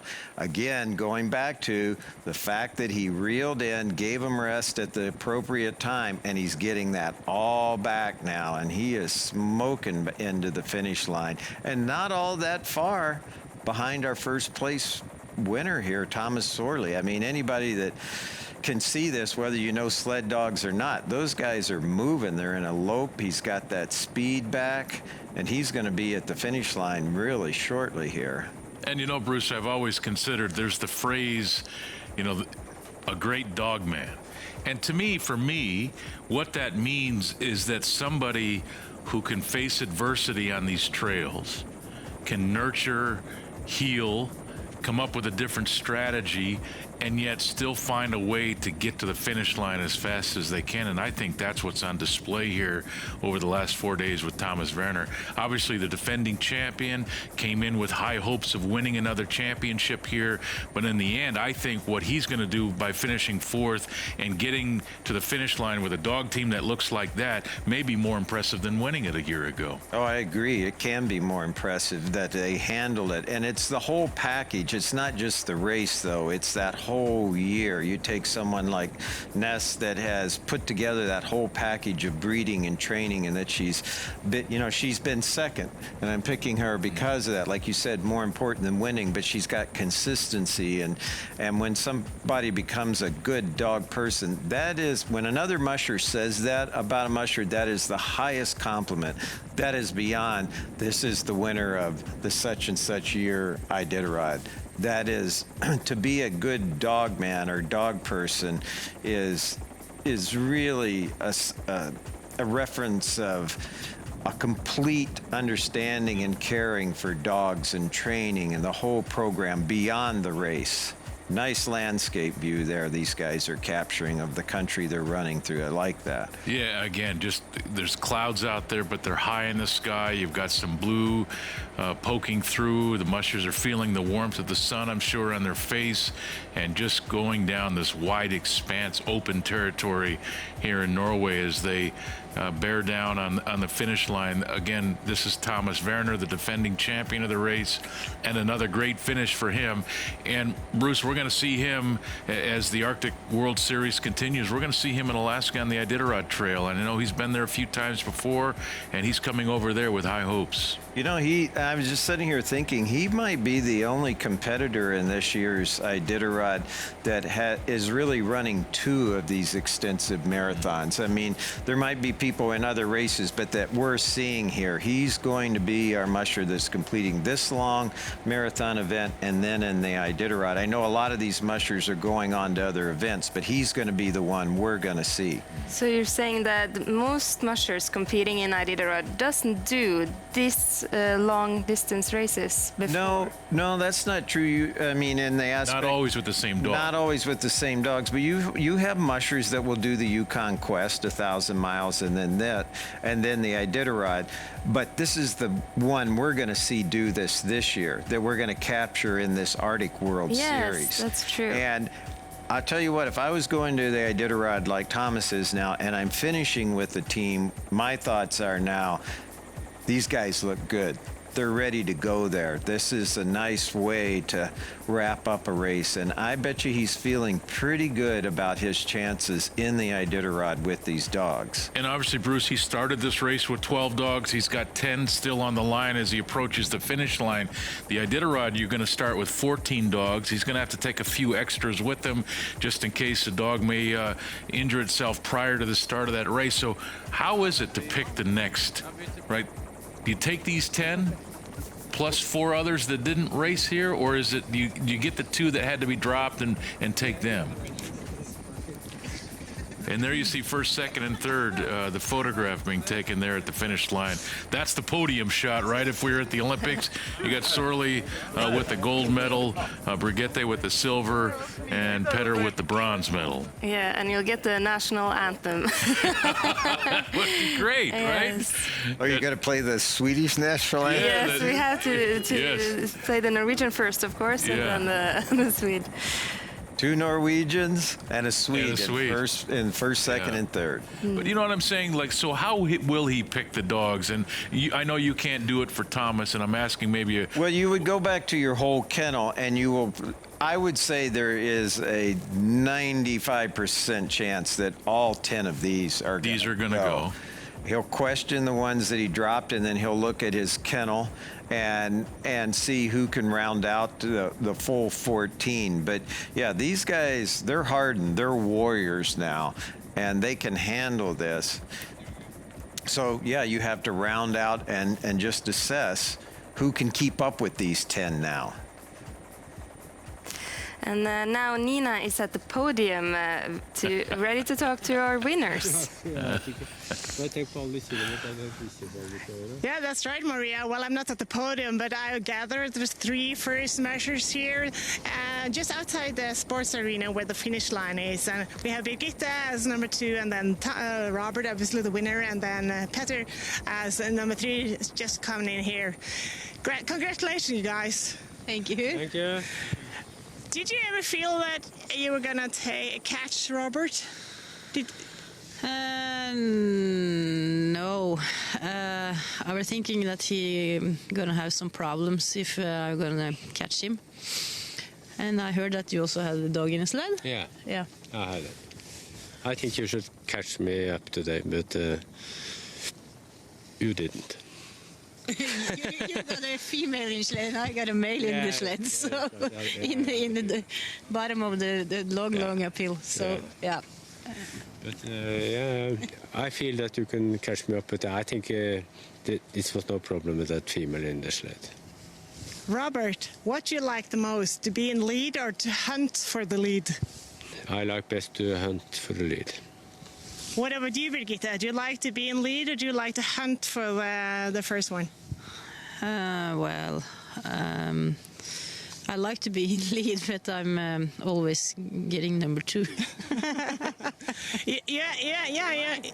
You've done a lot of amazing races, but you have been finishing second quite a few times now. I gotta go over to Petter here. Petter, do you like to be in the lead or do you like to hunt for the ones in front of you? No, I like best to be in the lead. I like to be in control. Did you think about the chance of catching Birgitte and maybe Robert as well? Maybe earlier in the race, but in the end it was more about keeping the position, because it was if we start racing like crazy, everyone will race like crazy, and I think we were maybe all happy that we just kept the positions. It's like But were you afraid of Thomas Werner catching you? Yeah, I mean, I kept an eye on him. I knew that he was far behind and he had rested a lot, so he had a lot of speed. But I mean, if you have a lot of speed, you can catch up. So I kept an eye on him. So in case he was coming, then I would have to push the gas a little. Well, that makes me ask you guys, all of you. In the Norwegian races, we are allowed to use cell phones. So do you actually check on the GPS tracker while you're racing? Do you do that, Petter? No, but I have some, like if I know that Thomas is behind me and I want to know if he's catching up a lot or not, then I have some people that send me a message if he's catching up a lot, and then I know. So I mean, if it's allowed to use it, so if I want to know if he's coming or not. What about you, Robert? Do you get messages or do you check your GPS? I never used the mobile phone, but I think my sons have called me if Birgitte is starting to catch me up. Yeah. Did your son call you at all? No, they didn't call me, so I think I had the control. You were not afraid of Birgitte catching you at all? Yeah, I was that, but I think that if she is starting to catch me up, they will call me. But they never call, so. I have to ask you as well, Birgitte. Do you use your cell phone while racing? No, only phone sometimes. Who do you call? Chris. And Chris is your boyfriend. And what do you say to him when you race? Well, I say that what I need at the next checkpoint, and I hope that he will call me if there is someone coming very fast behind. But I never check the GPS. So you don't do the GPS either? No. No. But if what would you say to him? What would you need? What would you tell Chris to bring you at the checkpoints? Yeah, actually we have some things that I need at all checkpoints, but if there are something special like 2 bottles with water or some candy or something. But did you follow your race schedule? Almost. Where did you take the change? Where did you change the race schedule? Actually, in Søvollen. Nei, var det ikke det? Yeah, but in Søvollen, you say that we have been rest for 3 hours, and I thought it was 3 hours, but it was only 2:40. Okay. You cannot trust nobody, you know. I said 3 hours, but I was there 2 hours. Yeah. So you can not trust a dog musher. He said one thing and he do something else. So you, Robert, you actually told Birgitte the wrong time just to fool Birgitte. Yeah. No, I don't think so. But I were much faster to Buddhist the dogs than what you were. I see that.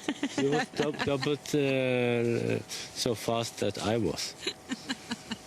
Yeah. What about you, Petter? Did you stick to your race schedule all the way? Yeah, I had 2 plans. This was the more easier plan. I had another one I could use if I wanted to try to go for first place or something like that. But I stayed with my first race plan with a little bit more rest and easier. Okay, I can hear Birgitte is coughing, and I think have you been ill, Birgitte, or have you become ill? Hi.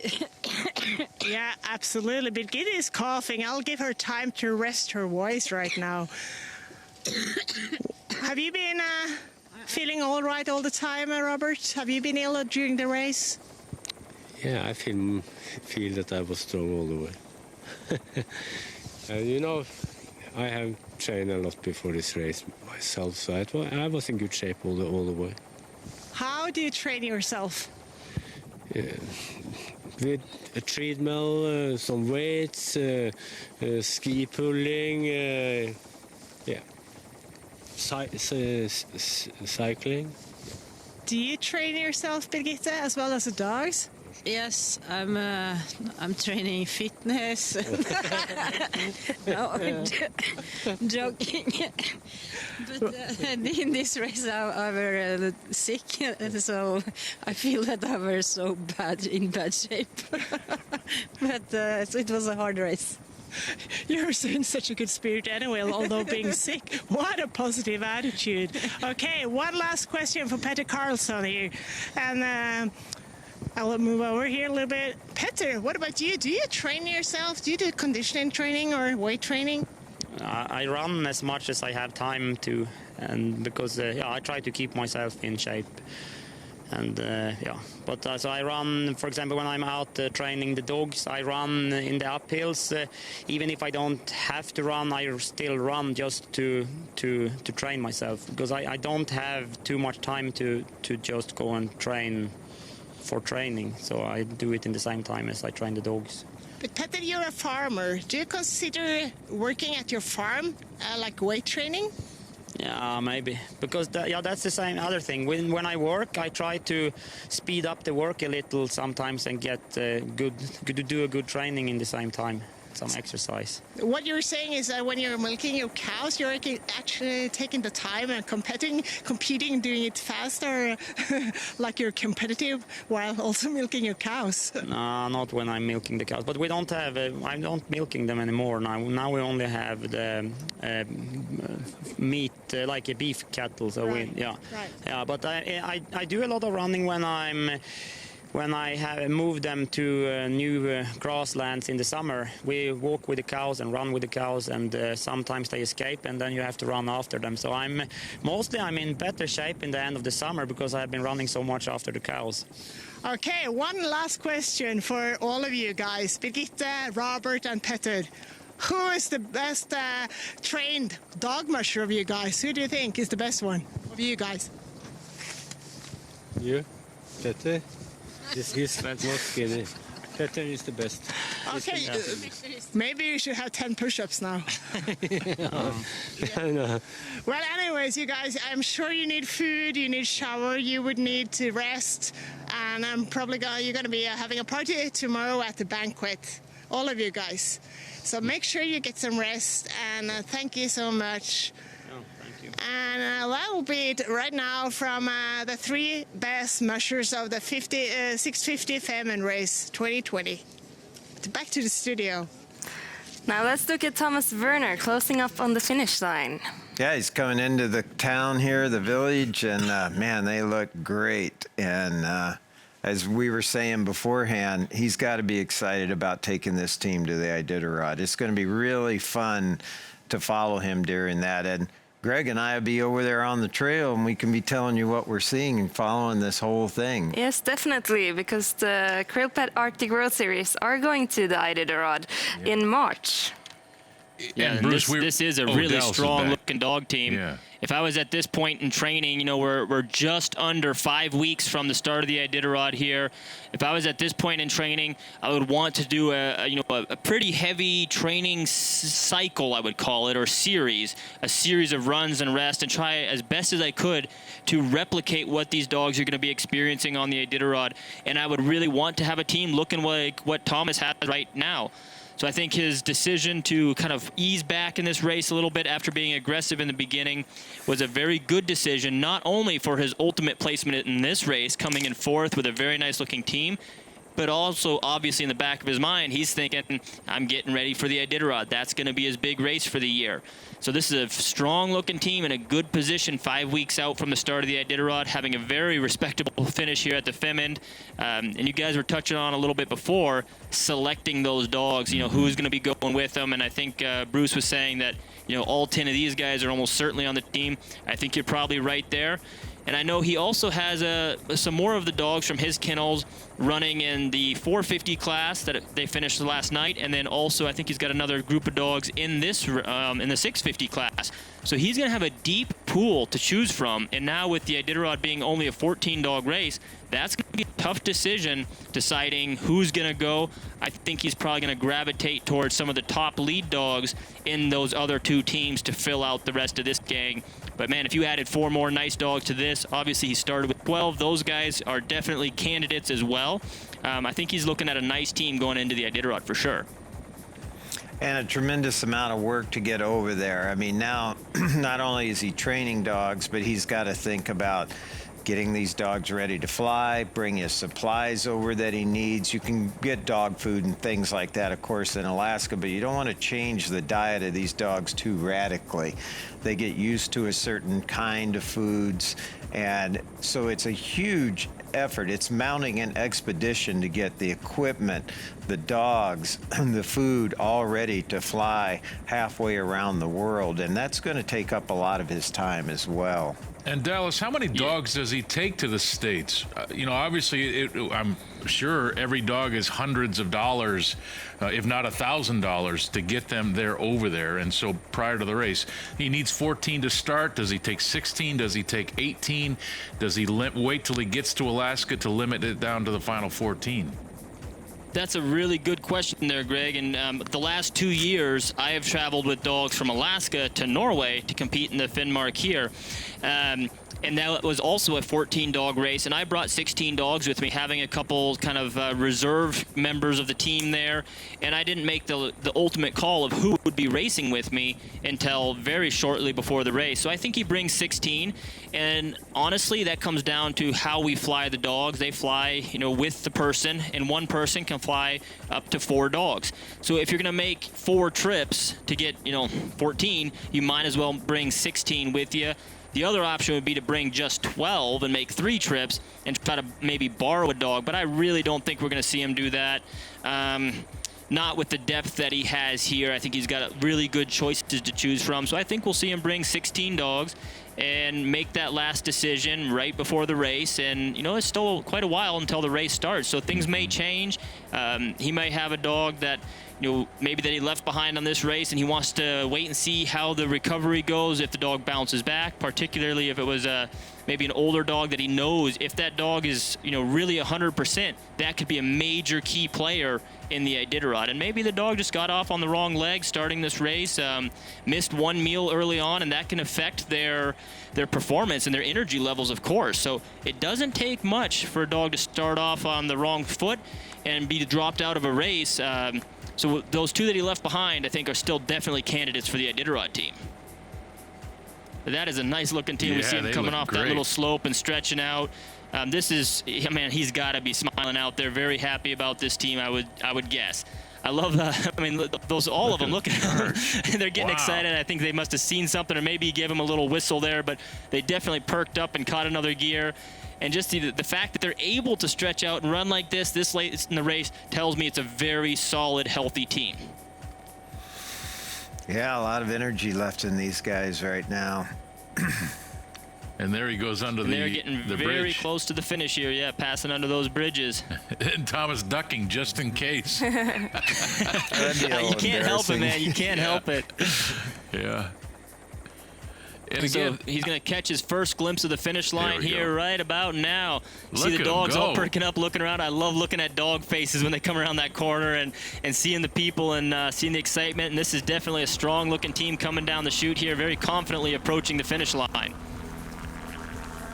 4th place finish for Mr. Varner here. Nice run, nice recovery during the race, and of course led for a large percentage in the beginning. Again, and not to be repetitive, it's 4th place, but it's the way they look coming in. That is an excited dog team. You're right, Greg. It's how they look coming in, but also we're not talking about that long of a time period since the first place got here. It's really amazing. After this many days, this many miles, yet they are still this close. Congratulations, may I say, after all? Yeah, just going to pet the dog first. Reward the dogs first. Pet the dogs. Good call.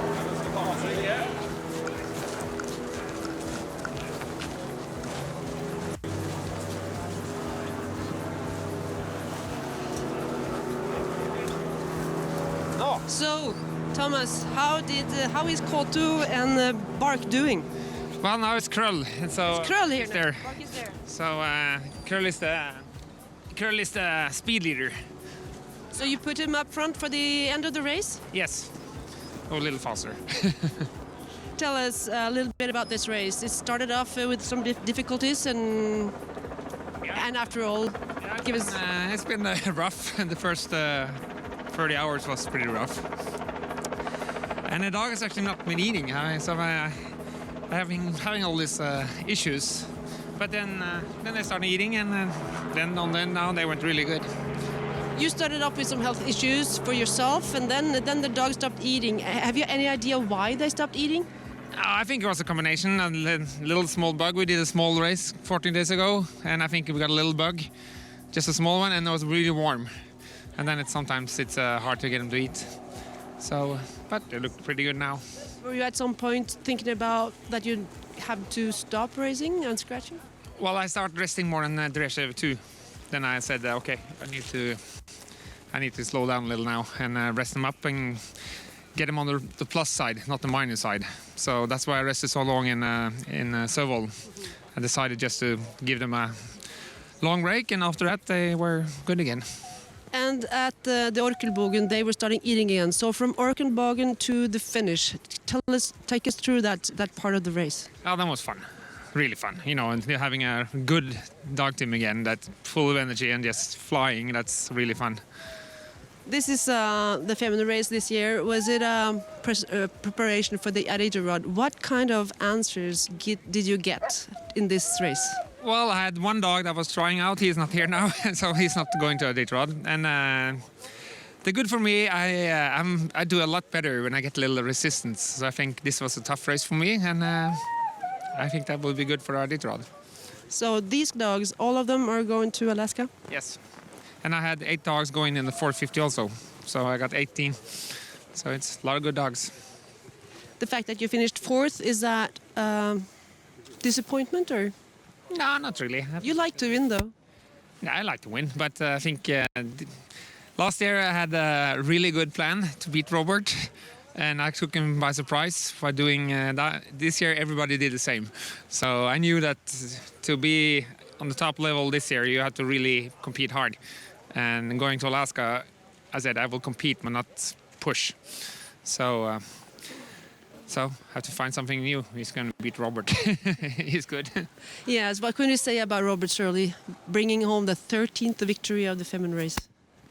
Oh, he's very good. Robert is one of the greatest guys, and he's one of the mentors. And yeah, he deserves to win. He does a really, really good job, and he has a really nice dog team.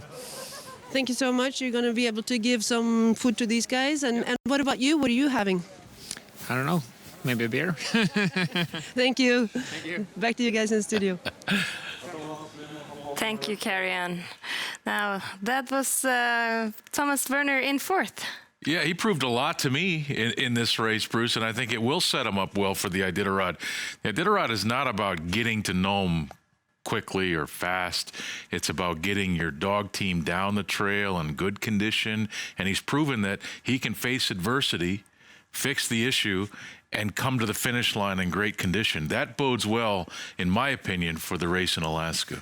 Well, and that becomes even more critical because it's over twice this long. Yeah. So you start having little nicks and dings and appetite issues going on in Iditarod, they can explode on you. So that relationship with the dogs and recognizing their condition becomes really, really important. But I think these guys look good to go over there and be competitive.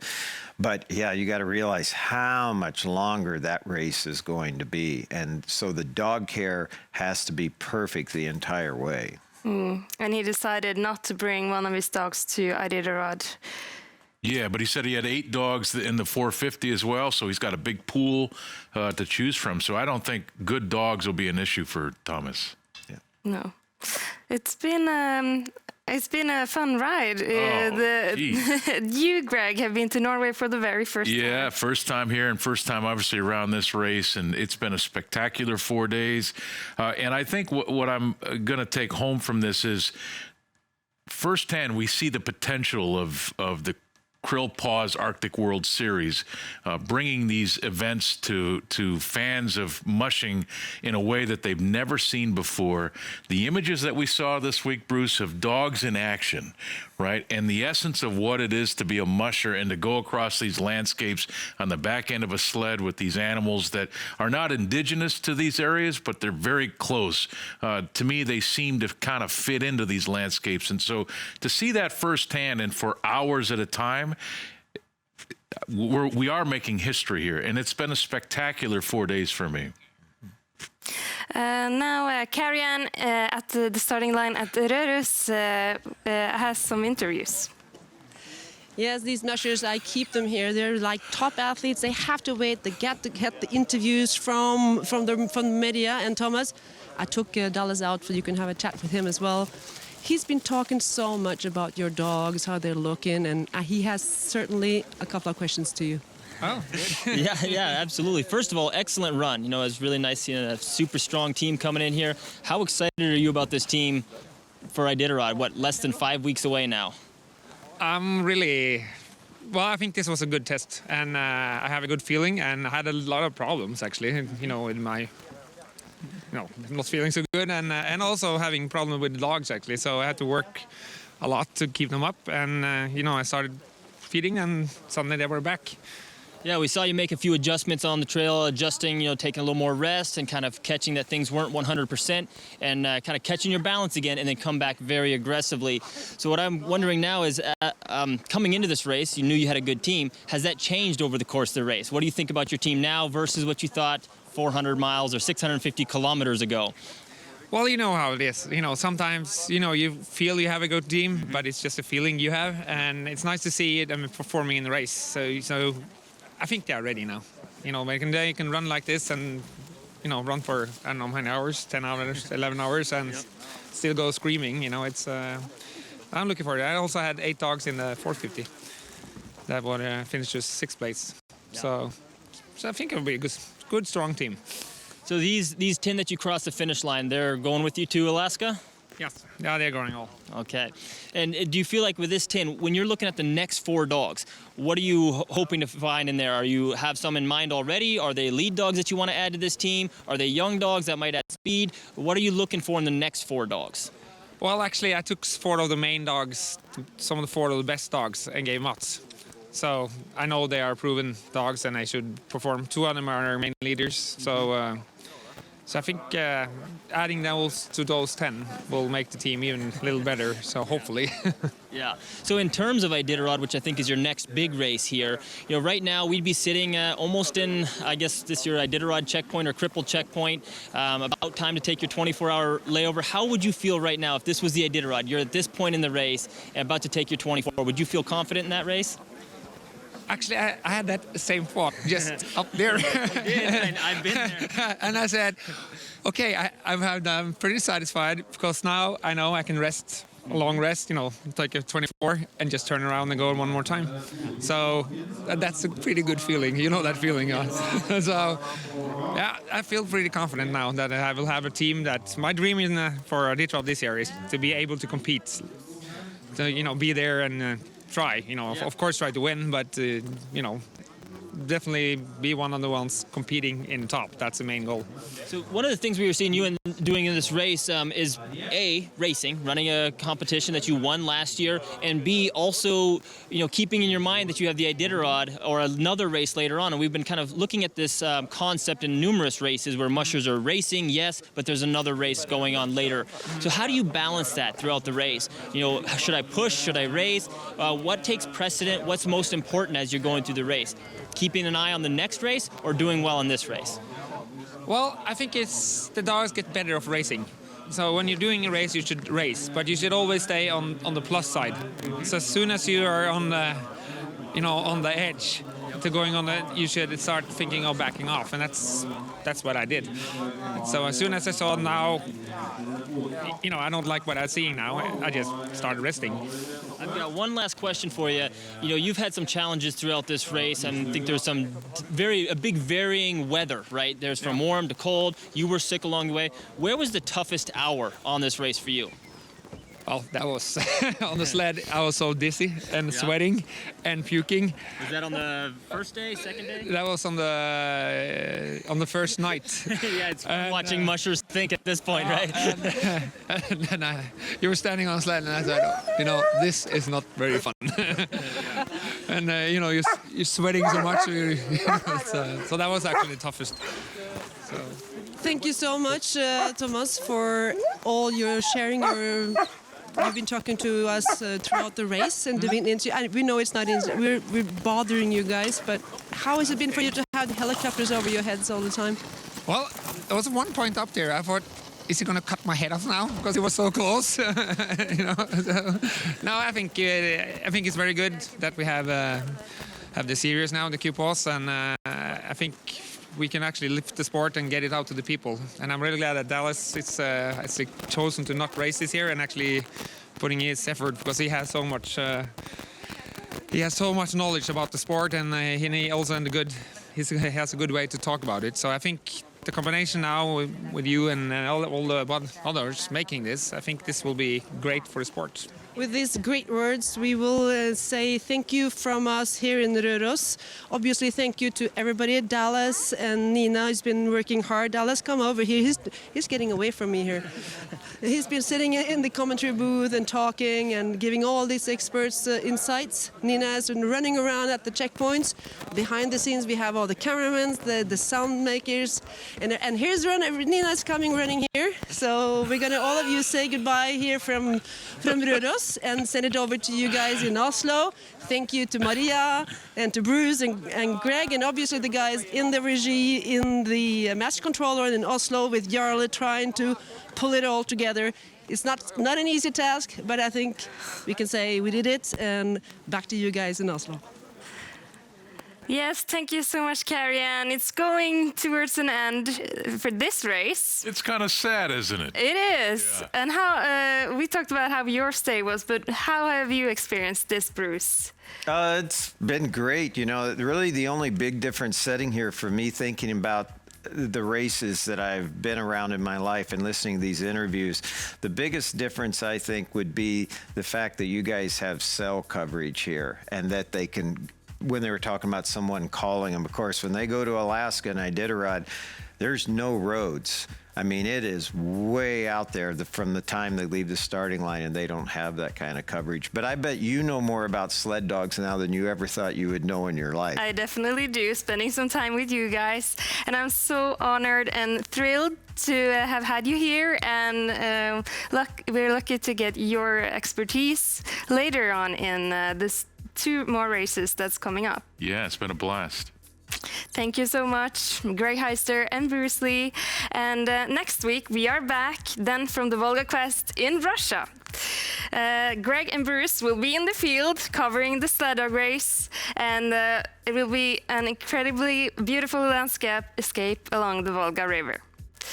You can follow us on Facebook and Twitter and get a lot of updates, and also see the beautiful footage that we got from the Femund race and the previous bear race at QRILLPAWS.com. We'll see you soon. Thank you so much for watching, and thank you, Femund.